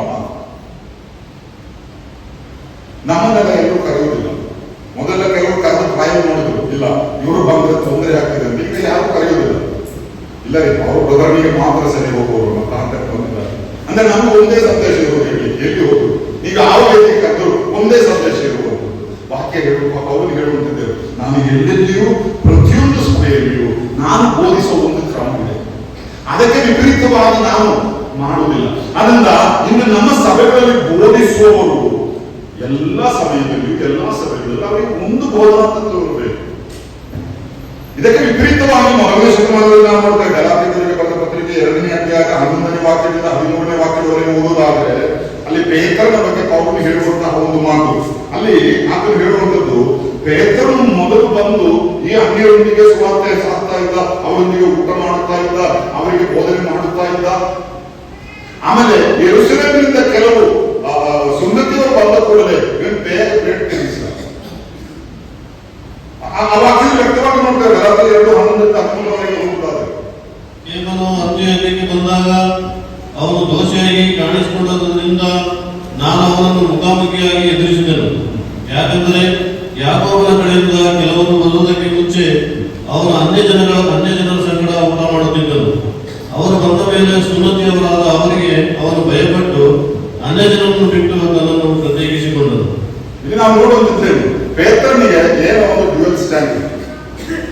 ಅಲ್ಲಿ ಯೆರೂಸಲೇಮಿನಿಂದ ಯಾಕೋಬನ ಕಡೆಯಿಂದ ಕೆಲವರು ಬಂದಾಗ ಒಂದು ಉಪದೇಶ, ಪೌಲನ ಜೊತೆ ಇದ್ದಾಗ ಬೇರೊಂದು ಉಪದೇಶ. ಪೌಲನು ಹೇಳೋದು, ನಾನು ಅದನ್ನು ನೇರವಾಗಿ ವಿರೋಧಿಸಿದ್ದೇನೆ. ಇಂಥ ಪ್ರವಣತೆ ಈಗಲೂ ನಮ್ಮ ಮಧ್ಯದಲ್ಲೇ ಇದನ್ನು ವಿರೋಧಿಸುವಂತಹ, ಇದು ತಪ್ಪು ಎಂಬುದಾಗಿ ಹೇಳುವುದಕ್ಕೆ ಧೈರ್ಯವುಳ್ಳಂತಹ ಸೇವಕರು, ಪ್ರಸಂಗಿಗಳು ಇನ್ನು ನಮ್ಮ ಮಧ್ಯದಲ್ಲಿ ಎದ್ದು ಬರಬೇಕಾಗಿದೆ. ಅದಿಲ್ಲದೆ ಇರುವುದರಿಂದಲೇ ಇಂಥವರು ಬಂದು ನಮ್ಮ ವೇದಿಗಳಲ್ಲಿ ಅವರಿಗೆ ಹೇಳಿ ಹೋಗುತ್ತಾರೆ. ಅದಕ್ಕೆ ವಿಪರೀತವಾಗಿ ಬೇರೊಂದು ವೇದಿಯಲ್ಲಿ ಹೋಗಿ ಹೇಳುತ್ತಾರೆ. ಇಂಥವರಿಂದ ನಮ್ಮ ಸಭೆಯಲ್ಲಿ ಬೋಧನೆ ಮಾಡಿಸಿದರೆ ಅದರಿಂದ ಸಭೆಯ ಆತ್ಮಿಕ ಬೆಳವಣಿಗೆ ಉಂಟಾಗುವುದಿಲ್ಲ. ಯಾಕಂದ್ರೆ ಇದನ್ನು ಕೇಳುವವರು ಹಾಗೆ ಮಾಡ್ತಾರೆ. ನಾನು ಮುಂದೆ ಹೋಗುತ್ತೇನೆ. ಮೂರನೇದಾಗಿ ಕೊರಿಂಥದವರಿಗೆ ಬರೆದ ಮೊದಲನೇ ಪತ್ರಿಕೆ 14ನೇ ಅಧ್ಯಾಯದ 19ನೇ ವಾಕ್ಯವನ್ನು ಓದಿಕೊಳ್ಳೋಣ. 1 ಕೊರಿಂಥ 14:19. ಆದರೂ ಸಭೆಯಲ್ಲಿ ವಾಣಿಯಿಂದ 10,000 ಮಾತುಗಳನ್ನು ಆಡುವುದಕ್ಕಿಂತ ನನ್ನ ಬುದ್ಧಿಯಿಂದ 5 ಮಾತುಗಳನ್ನಾಡಿ ಇತರರಿಗೆ ಉಪದೇಶ ಮಾಡುವುದು ನನಗೆ ಇಷ್ಟವಾದದ್ದು. ಇಲ್ಲಿ ಪೌಲನು ಹೇಳುವುದು 10,000 ಪದಗಳನ್ನು ವಾಣಿಯಿಂದ ಆಡುವುದಕ್ಕಿಂತಲೂ ಬುದ್ಧಿಯಿಂದ 5 ಪದ ಹೇಳಿದ್ರೆ ಅದೇ ಒಳ್ಳೆಯದು ಎಂಬುದಾಗಿ ನಾನು ಅನಿಸಿಕೊಂಡೆ. ಅದರ ಹಿನ್ನೆಲೆಯನ್ನು ನಾವು ಇಟ್ಟುಕೊಳ್ತೇವೆ. ಅಲ್ಲಿ ಹೇಳಲ್ಪಟ್ಟಿರುವುದು ಈ ಅನ್ಯ ಭಾಷೆಯಲ್ಲಿ ಮಾತಾಡುವ ವಿಷಯದ ಬಗ್ಗೆ. ಆದರೆ ನನ್ನ ವಿಷಯ ಅದಲ್ಲ. ಅಲ್ಲಿ ದೇವರ ಸಂದೇಶ ಆ ದಿವಸಗಳಲ್ಲಿ ಸಭೆಗೆ ಈ ಸತ್ಯವೇದ ಪರಿಪೂರ್ಣವಾಗುವ ಮೊದಲು ಸಭೆಗಳಿಗೆ ದೇವರ ಸಂದೇಶ ಕೊಡುತ್ತಿದ್ದದ್ದು ಈ ಭಾಷಾವರಗಳ ಮುಖಾಂತರವಾಗಿ. ಆಗ ಅನೇಕರು ಅನ್ಯ ಭಾಷೆಗಳಲ್ಲಿ ಮಾತಾಡುತ್ತಾರೆ. ಆದ್ರೆ ಯಾರಿಗೂ ಅರ್ಥವಾಗುತ್ತಾ ಇಲ್ಲ. ಒಬ್ಬರು ತುಂಬಾ ಭಾಷೆ ಮಾತಾಡ್ತಾರೆ, 10,000 ಪದಗಳನ್ನು ಉಪಯೋಗಿಸ್ತಾರೆ, ಆದ್ರೆ ಯಾರಿಗೂ ಏನು ಅರ್ಥವಾಗುಲ್ಲ. ಯಾಕಂದ್ರೆ ಇದು ಅನ್ಯ ಭಾಷೆ. ಆಗ ಪೌಲನು ಹೇಳುವಂಥದ್ದು, ಪೌಲನು ನಾನು ಅನ್ಯ ಭಾಷೆಯಲ್ಲಿ ಮಾತಾಡೋದಿಲ್ಲ ಎಂಬುದಾಗಿ ಎಲ್ಲ ಹೇಳ್ತಿರೋದು. ಪೌಲನು ಹೇಳುವಂಥದ್ದು ಸಭೆಯಾಗಿ ನಾವು ಕೂಡಿ ಬರುವಾಗ ಯಾರಿಗೂ ಅರ್ಥವಾಗದಂತಹ 10,000 ಪದ ಹೇಳುವುದಕ್ಕಿಂತಲೂ ಜನರಿಗೆ ಅರ್ಥವಾಗುವ 5 ಪದ ಹೇಳಿದ್ರೆ ಅದೇ ಆ ಸಭೆಯ ಬೆಳವಣಿಗೆಗೆ ಒಳ್ಳೆಯದಿಲ್ಲ. ಹಾಗಾದ್ರೆ ಮೂರನೇದಾಗಿ ನಾವು ಅಲ್ಲಿ ಕಾಣುವ ತತ್ವ, ಬೋಧಿಸುವವನು ಜನರಿಗೆ ಅರ್ಥವಾಗುವ ರೀತಿಯಲ್ಲಿ ಬೋಧಿಸುವವನಾಗಿರಬೇಕು. ಬೋಧಿಸುವವನು ತನ್ನ ಜ್ಞಾನ ಪ್ರದರ್ಶನವನ್ನು ವೇದಿಯಿಂದ ಮಾಡುವುದಲ್ಲ, ಜನರಿಗೆ ಅರ್ಥವಾಗುವ ರೀತಿಯಲ್ಲಿ. ಎಲ್ಲಾ ಕಡೆಯಲ್ಲೂ ಎಲ್ಲರೂ ಒಂದೇ ರೀತಿಯಲ್ಲಿ ಅರ್ಥ ಮಾಡಿಕೊಳ್ಳುವುದಕ್ಕೆ ಶಕ್ತರಲ್ಲ.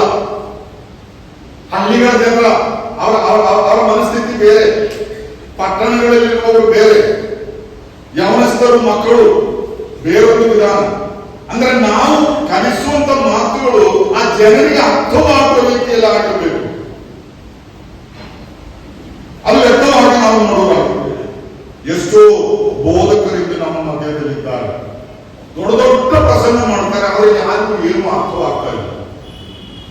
ಪ್ರಸಂಗ ಚೆನ್ನಾಗಿ ಬರೋದು, ಅವರ ಭಾಷೆ ಹೇಳಿದ್ರು, ಅವ್ರು ಯಾವ ವಿಷಯ ಯಾವ ವಿಷಯ ನನಗೆ ಗೊತ್ತಿಲ್ಲ, ಬಟ್ ಅವರ ಸೌಂಡ್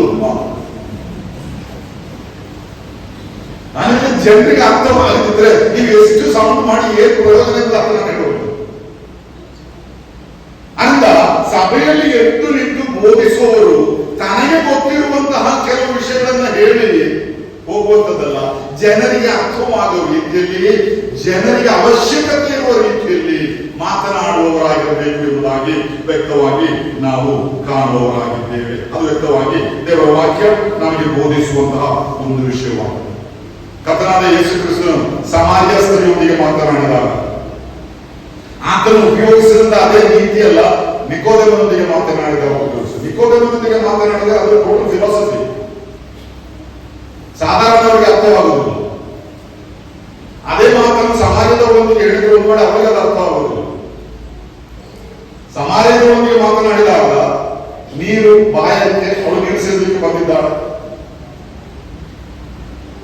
ಯೇಸು ಕ್ರಿಸ್ತನ ಉದಾಹರಣೆಗಳನ್ನು ನಾವು ನೋಡುವುದಾದ್ರೆ, ಆತನು ಉಪಯೋಗಿಸಿದ ಸಾಮ್ಯಗಳು, ಉದಾಹರಣೆಗಳು, ಅದನ್ನೆಲ್ಲ ನಾವು ನೋಡುವುದಾದ್ರೆ ಸರಳವಾದ ಕಥೆಗಳು, ಸಾಧಾರಣ ಜನರಿಗೆ ಅರ್ಥವಾಗುವಂತ ರೀತಿಯಲ್ಲಿ.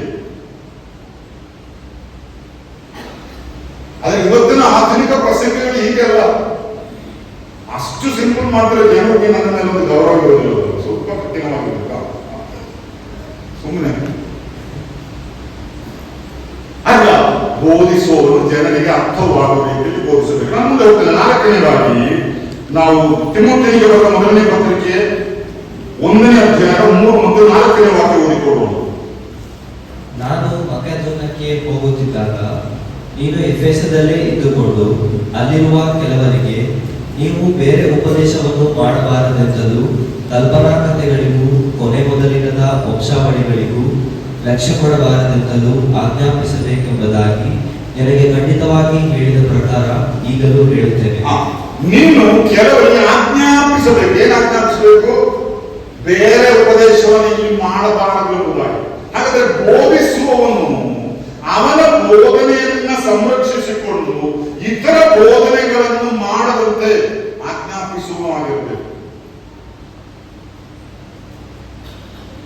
ಈ ಪ್ರಧಾನ ಸಭೆಗಳ ವೇದಿಕೆಯನ್ನಾಗಿ ಹೇಳಿದ್ರೆ ಯಾರಿಗೆ ಬೇಕಾದ್ರೂ ಬಂದು ಏನು ಬೇಕಾದ್ರೂ ಹೇಳಬಹುದು ಎಂಬಂತಹ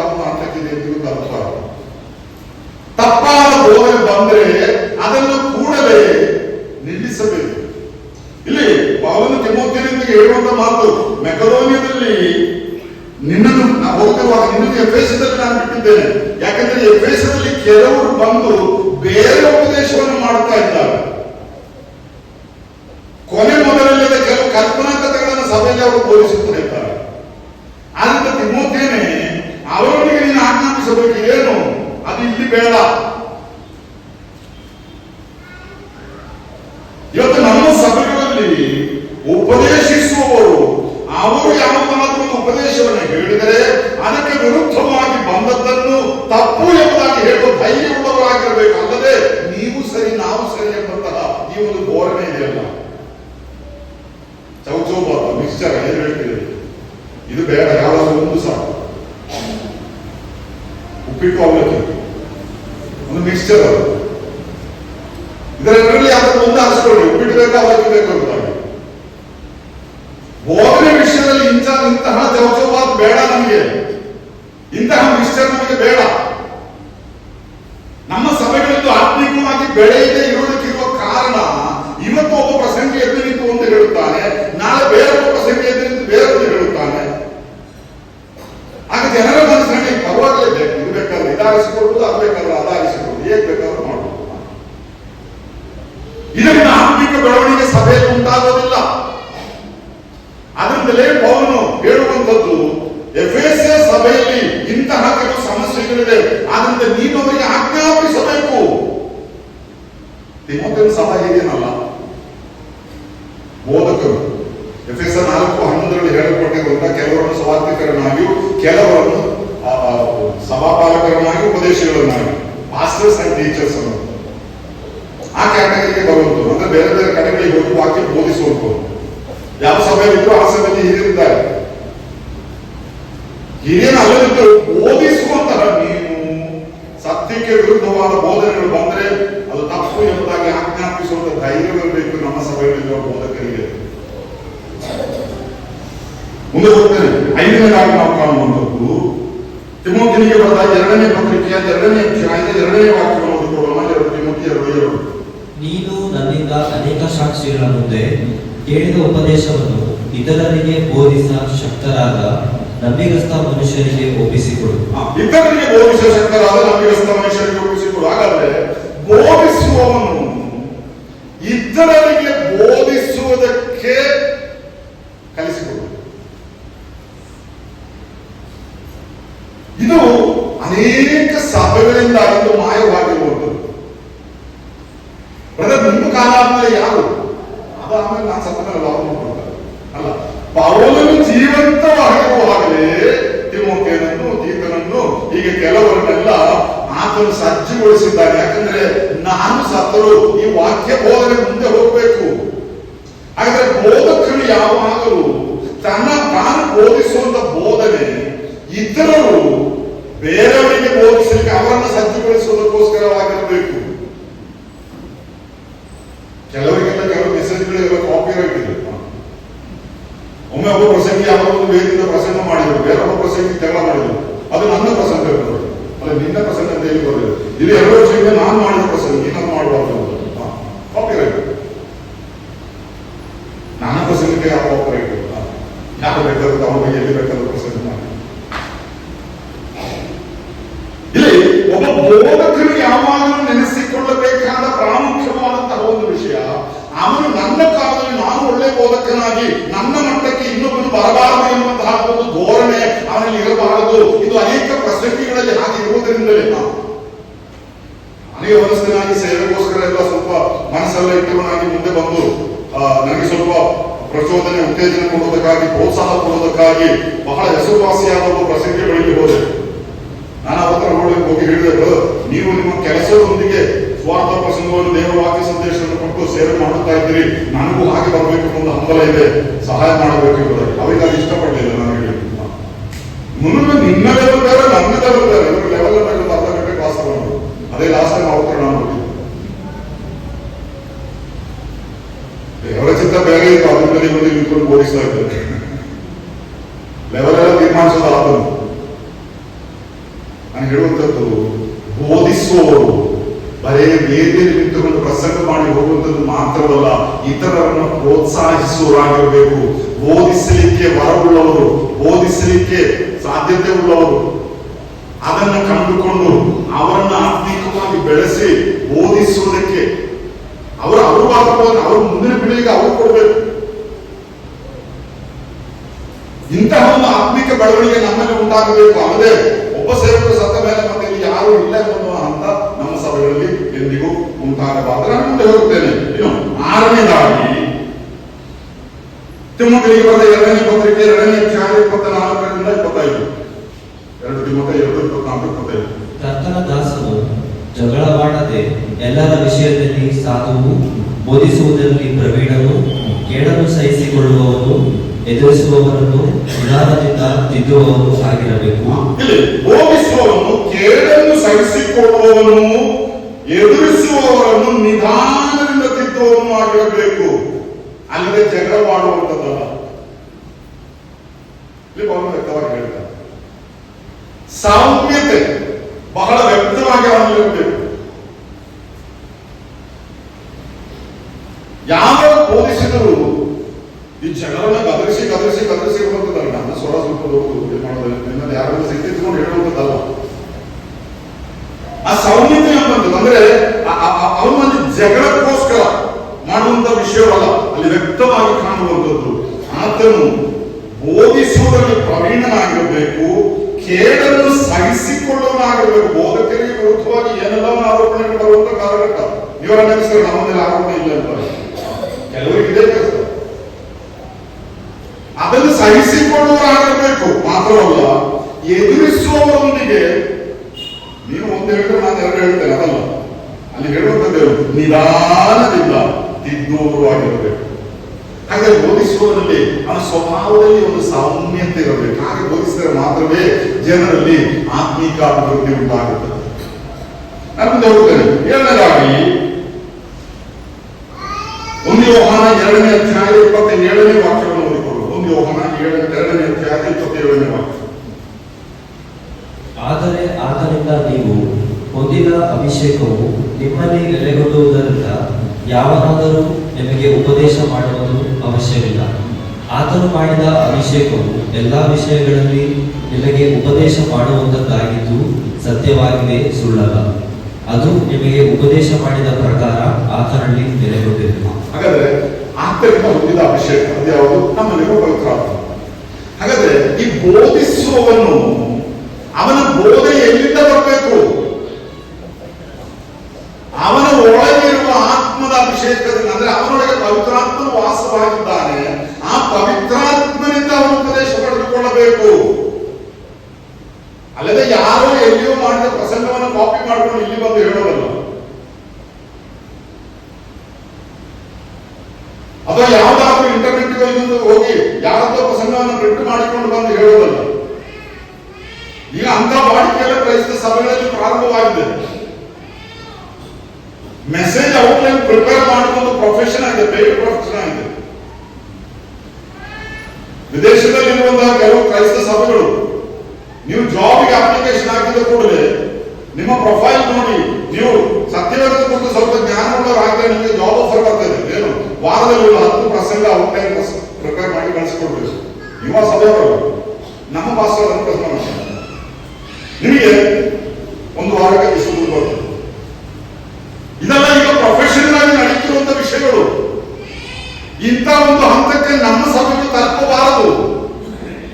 ಸತ್ಯವೇದದಿಂದ ಒಂದು ಸಂದೇಶ ದೊರಕಬೇಕಾದ್ರೆ ಪವಿತ್ರಾತ್ಮನಲ್ಲಿ ಅವಲಂಬಿತರಾಗಿದ್ದುಕೊಂಡು ಸತ್ಯವೇದವನ್ನು ಓದುವವರಾಗಿ ಆತನ ಪಾದಪೀಠಗಳಲ್ಲಿ ಕುಳಿತುಕೊಳ್ಳಬೇಕು. ಒಂದು ವಾಕ್ಯ, ಒಂದು ಭಾಗವನ್ನು ಆರಿಸಿಕೊಂಡು ಓದಿರಿ, ಮತ್ತೊಮ್ಮೆ ಓದಿರಿ, ಮಗದೊಮ್ಮೆ ಓದಿರಿ. ಅದರಿಂದ ಒಂದು ಸಂದೇಶ ಸಿಕ್ಕುವವರೆಗೆ ಓದಿರಿ. ಸಿಕ್ಕದಿದ್ದರೆ ಅಡ್ಡ ಬಿದ್ದು ಪ್ರಾರ್ಥನೆ ಮಾಡಿರಿ. ಕರ್ತನೇ ನನಗೊಂದು ಸಂದೇಶ ಕೊಡು, ನನಗೆ ಇದರಿಂದ ಒಂದು ಆಶಯವನ್ನು ಕೊಡು ಎಂಬುದಾಗಿ ಸಿಕ್ಕುವವರೆಗೆ ನೀವು ಹೋರಾಡಿ. ಕೊನೆಗೆ ಸಿಕ್ಕುತ್ತದೆ. ಆ ಸಿಕ್ಕುವಂಥದ್ದು ವಜ್ರ, ಅದಕ್ಕೆ ತುಲ್ಯವಾದದ್ದು ಬೇರೆ ಯಾವುದೂ ಇಲ್ಲ ಪ್ರಿಯರೇ. ನೀವು ಯಾರದೇ ಪ್ರಸಂಗವನ್ನು ತಂದು ಇಲ್ಲಿ ಡೂಪ್ಲಿಕೇಟ್ ಮಾಡುವುದಕ್ಕಿಂತಲೂ ಆತನ ಪಾದಪೀಠಗಳಲ್ಲಿ ಕುಳಿತುಕೊಂಡು ಮೊಟ್ಟ ಮೊದಲನೇದಾಗಿ ನೀವು ಸ್ವೀಕರಿಸಿದಂತಹ ಆ ಸಂದೇಶವನ್ನ ಪ್ರಥಮ ಬಾರಿಗೆ ಒಂದು ಸಭೆಯಲ್ಲಿ ಪ್ರಸಂಗ ಮಾಡುವಾಗ ಅದರಿಂದ ಉಂಟಾಗುವ ಆನಂದ ಉಂಟಲ್ಲ, ಅದನ್ನು ಅನುಭವಿಸುವವರಿಗೆ ಮಾತ್ರ ಗೊತ್ತು. ಪವಿತ್ರಾತ್ಮನಿಂದ ನಡೆಸಲ್ಪಡುವನಾಗಿರಬೇಕು. ಇದು ವ್ಯಕ್ತವಾಗಿ ದೇವರ ವಾಕ್ಯ ಹೇಳುತ್ತದೆ. ಹೀಗೆ ಬೋಧಿಸುವವನು ಹೇಗೆ ಬೋಧಿಸಬೇಕು ಎಂಬುದಾಗಿ ಸುಮಾರು 7 ತತ್ವಗಳನ್ನು ವಾಕ್ಯಾನುಸಾರವಾಗಿ ನಾನು ಹೇಳುತ್ತಾ ಬಹಳ ಬೇಗ ಬೇಗವಾಗಿ ಹೇಳಿದ್ದೇನೆ. ಎಲ್ಲ ಒಂದೊಂದು ಸಂದೇಶಗಳಾಗಿ ಹೇಳಬೇಕಾದ ವಿಷಯಗಳು. ಇನ್ನು ಅದರ 2ನೇ ಭಾಗ, ಸಭೆಯು ಬೋಧನೆಯನ್ನು ಹೇಗೆ ಕಲಿಯಬೇಕು. ಬೋಧಿಸಲು ಮಾತ್ರ ಸಾಲುವುದಿಲ್ಲ, ಸಭೆಯನ್ನು ಕಲಿಯಬೇಕು. ಇದಕ್ಕೂ ದೇವರ ವಾಕ್ಯದಲ್ಲಿ ಕೆಲವು ಮಾನದಂಡಗಳು. ನಾನು ಇಷ್ಟೊತ್ತು ಹೇಳಿದ್ದು ಬೋಧಿಸುವವರು ಹೇಗೆ ಬೋಧಿಸಬೇಕು ಎಂಬ.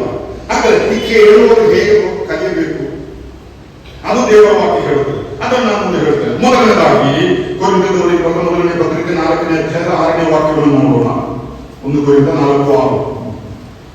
ಸಹೋದರರೇ, ನಾನು ನಿಮಗೋಸ್ಕರವೇ ಹಿಂದಣ ಮಾತುಗಳನ್ನು ಸಾಮ್ಯ ರೂಪವಾಗಿ ನನ್ನ ವಿಷಯದಲ್ಲಿಯೂ ಅಪೊಲ್ಲೋಸನ ವಿಷಯದಲ್ಲಿಯೂ ಹೇಳಿದ್ದೇನೆ.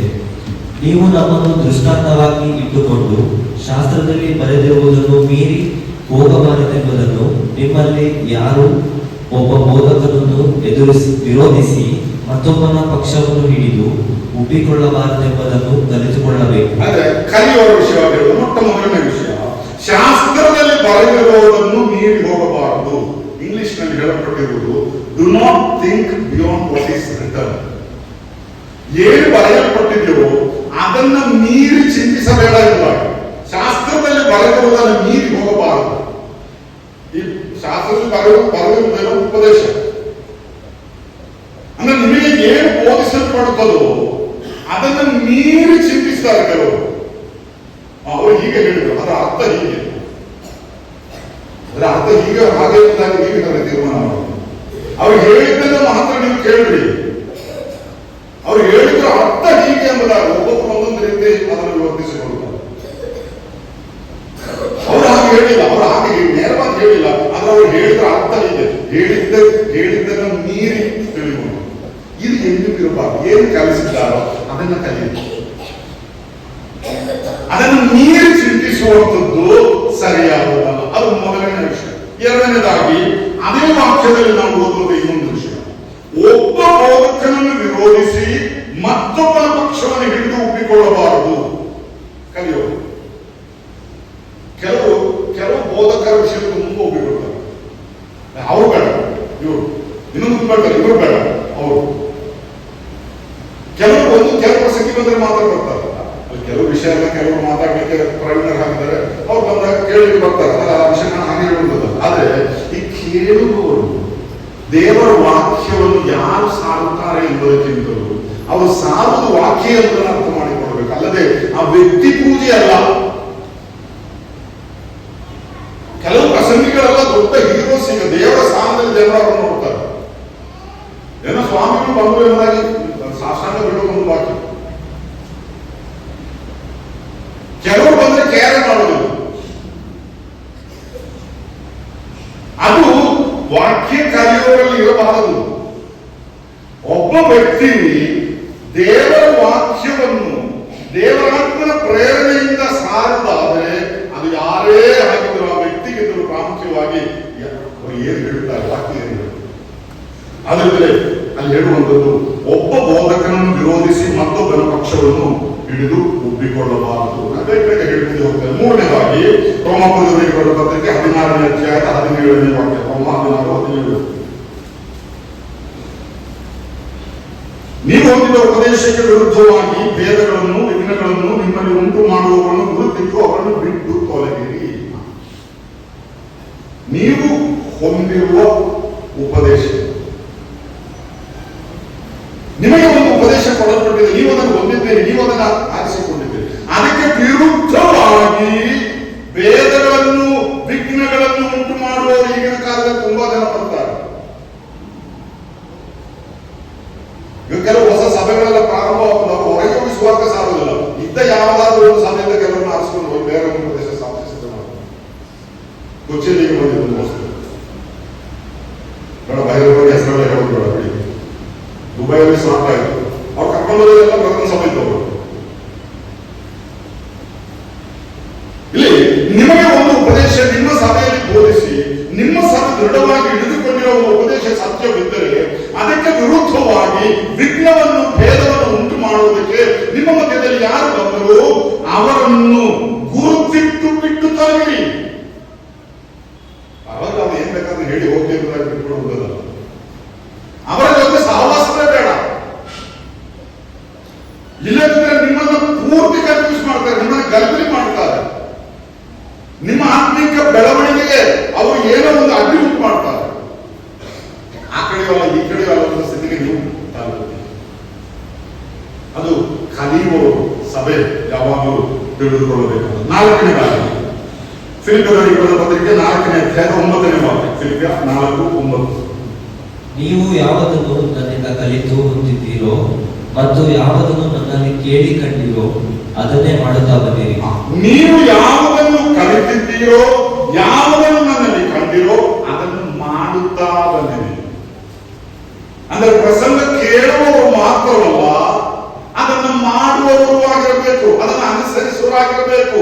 ಇಲ್ಲಿ ಮಾಡುವ ಒಂದೊಂದು ಪ್ರಸಂಗವು ಪ್ರಾಯೋಗಿಕವಾಗಿ ನಮ್ಮ ಜೀವಿತಕ್ಕೆ ಅಳವಡಿಸಲ್ಪಡದಿದ್ದರೆ ಅದರಿಂದ ಯಾವ ಪ್ರಯೋಜನವಿಲ್ಲ. ಎಷ್ಟು ದೊಡ್ಡ ಪ್ರಸಂಗ ಬಂದು ಎಷ್ಟು ದೊಡ್ಡ ಪ್ರಸಂಗ ಮಾಡಿದ್ರು ಬರೀ ಕೇಳುವವರು ಮಾತ್ರವಾಗಿದ್ದರೆ ಅದರಿಂದ ಯಾವ ಪ್ರಯೋಜನವೂ ಇಲ್ಲ. ಪ್ರಯೋಜನ ಉಂಟಾಗಬೇಕಾದ್ರೆ ಬಹಳ ವ್ಯಕ್ತವಾಗಿ ಸ್ಪಷ್ಟವಾಗಿ ಇಲ್ಲಿ ಹೇಳುವಂಥದ್ದು, ನೀವು ಕೇಳಿದ್ದನ್ನು ಹಾಗೆ ಮಾಡುವವರಾಗಿರಬೇಕು. ಅದರಿಂದ ಕಲಿಯುವವರು ಯಾವಾಗಲೂ ನೆನೆಸಿಕೊಳ್ಳಬೇಕು.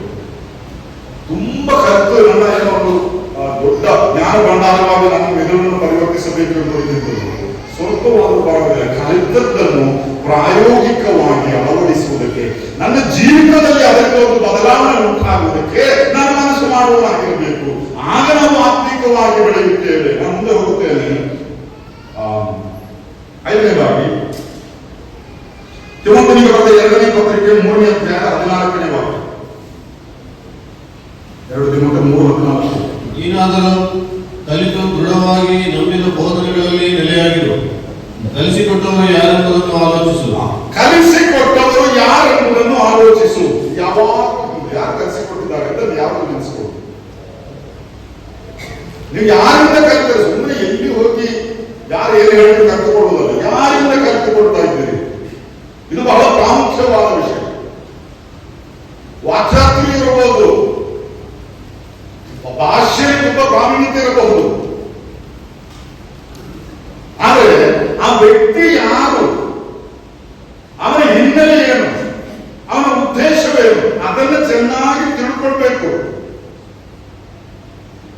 ಸುಮ್ಮನೆ ಸಂತೋಷವಾಗಿ ಈ ಸಭೆಗೆ ಬರ್ತಾ ಇದ್ದಾರೆ, ಪ್ರಿಯ ಸೇವಕರು, ಸಭಾ ಹಿರಿಯರು ನಿಮ್ಮನ್ನು ಆತ್ಮಿಕವಾಗಿ ಬೆಳೆಸಿಕೊಂಡು ಬರ್ತಾ ಇದ್ದಾರೆ. ಯಾರೋ ಒಬ್ರು ಸತ್ಯವಾದ ಹೇಳ್ಕೊಂಡು ಮನೆಗೆ ಒಂದು ಬ್ರದರ್ ಸ್ವಲ್ಪ ಮಾತಾಡ್ಬೋದು. ಇವರು ಯಾಕೆ ಬಂದಿದ್ದಾರೆ ಎಂಬುದನ್ನು, ನೀವು ಯಾರಿಂದ ಕಲಿತುಕೊಳ್ತಾ ಇದ್ದೀರಿ ಎಂಬುದು ನೀವು ಚೆನ್ನಾಗಿ ತಿಳ್ಕೊಳ್ಬೇಕು. ಇದು ಪ್ರಾಮುಖ್ಯವಾದ ವಿಷಯ. ಅದರಿಂದ ಹೇಗೆ ಬೇಕಾದ್ರೂ ಜೀವಿಸಿದವನು, ಯಾವ ಉಪದೇಶ ಬೇಕಾದ್ರೂ ಇಟ್ಟುಕೊಳ್ಳುವವನು, ನಾವು ಆಡುವ ಅದೇ ರೀತಿಯಲ್ಲಿ ಇಲ್ಲಿ ಬಂದು ಆಡಿದ್ರಿಂದ ಯಾವ ಪ್ರಯೋಜನವಿಲ್ಲ. ಅವರನ್ನು ನೀವು ತಿಳಿದುಕೊಂಡವರಾಗಿರಬೇಕು. ನಾನು ಮುಂದೆ ಹೋಗ್ತೇನೆ. 6ನೇದಾಗಿ ಅಪೊಸ್ತಲರ ಕೃತ್ಯ 17:11. ಆ ಸಭೆಯವರು ಥೆಸಲೋನಿಕದವರಿಗಿಂತ ಸದ್ಗುಣವುಳ್ಳವರಾಗಿದ್ದು ದೇವರ ವಾಕ್ಯವನ್ನು ಶುದ್ಧ ಮನಸ್ಸಿನಿಂದ ಅಂಗೀಕರಿಸಿ ಅವರು ಹೇಳುವ ಮಾತು ಹೌದು ಏನು ಎಂಬ ವಿಷಯದಲ್ಲಿ ಪ್ರತಿದಿನವೂ ಶಾಸ್ತ್ರ ಗ್ರಂಥಗಳನ್ನು ಶೋಧಿಸುತ್ತಿದ್ದರು. ಆ ಸಭೆಯು, ಇದು ಬೆರುವಿಯ ಸಭೆ ಬಗ್ಗೆ ಹೇಳಲ್ಪಟ್ಟಿರುವುದು. ಬೆರುವಿಯ ಸಭೆ ಬಗ್ಗೆ ಹೇಳುವಾಗ ಇವರು ಕೂಟಗಳಿಗೆ ಹೋಗ್ತಾರೆ, ಪ್ರಸಂಗಗಳನ್ನು ಕೇಳ್ತಾರೆ.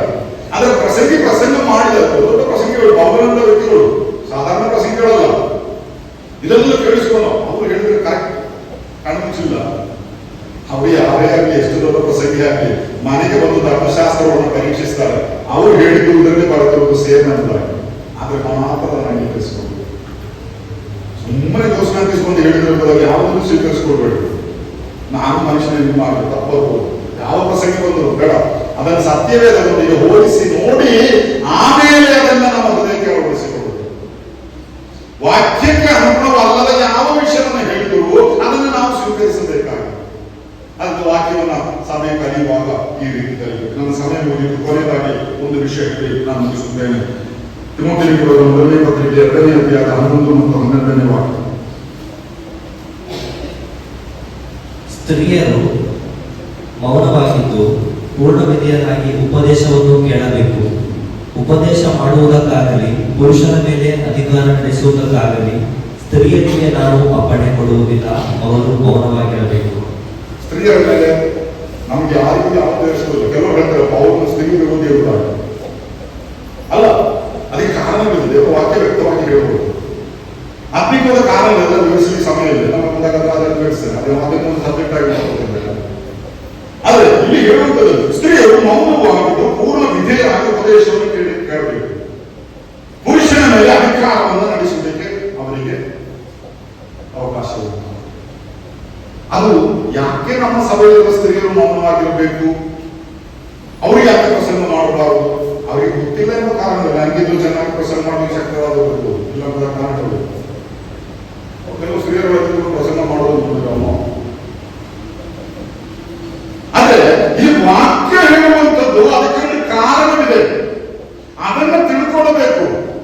ಅಲ್ಲದೆ ಯಾವ ಸ್ತ್ರೀಯ ಮೇಲೆ ದ್ವೇಷವಿಲ್ಲ. ಸ್ತ್ರೀಯರು ಪುರುಷರು ಆತನ ಸನ್ನಿಧಾನದಲ್ಲಿ ಆತನ ದೃಷ್ಟಿಯಲ್ಲಿ ಇದೇ ರೀತಿ ತಲೆ ಉಳ್ಳವರು. ಯಾರು ಬರೀತ ದೊಡ್ಡವರು ಸಂಭವ ಅಲ್ಲ.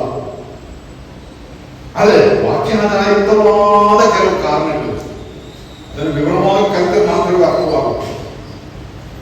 ಅದು ಯಾಕೆ ನಮ್ಮ ಸಭೆಗಳಲ್ಲಿ ಸ್ತ್ರೀಯರು ಬೋಧಿಸಬಾರದು, ಅವರು ಪುರುಷರ ಮೇಲೆ ಅಧಿಕಾರ ನಡೆಸಬಾರದು ಎಂಬುದಾಗಿ ನಾವು ಹೇಳುತ್ತೇವೆ? ವಾಕ್ಯ ಹಾಗೆ ಸಭೆಯು ಅದನ್ನು ಹಾಗೆ ಪಾಲಿಸಿ. ನನ್ನ ಮಾತುಗಳನ್ನು ನಾನು ಮುಗಿಸ್ತೇನೆ. ನನ್ನ ಸಮಯ ನಾವು ಸಭೆ ಬೆಳೆಯಬೇಕಾದ್ರೆ ವಾಕ್ಯದ ಬೋಧನೆ ಚೆನ್ನಾಗಿ ನಡೆಯಬೇಕು.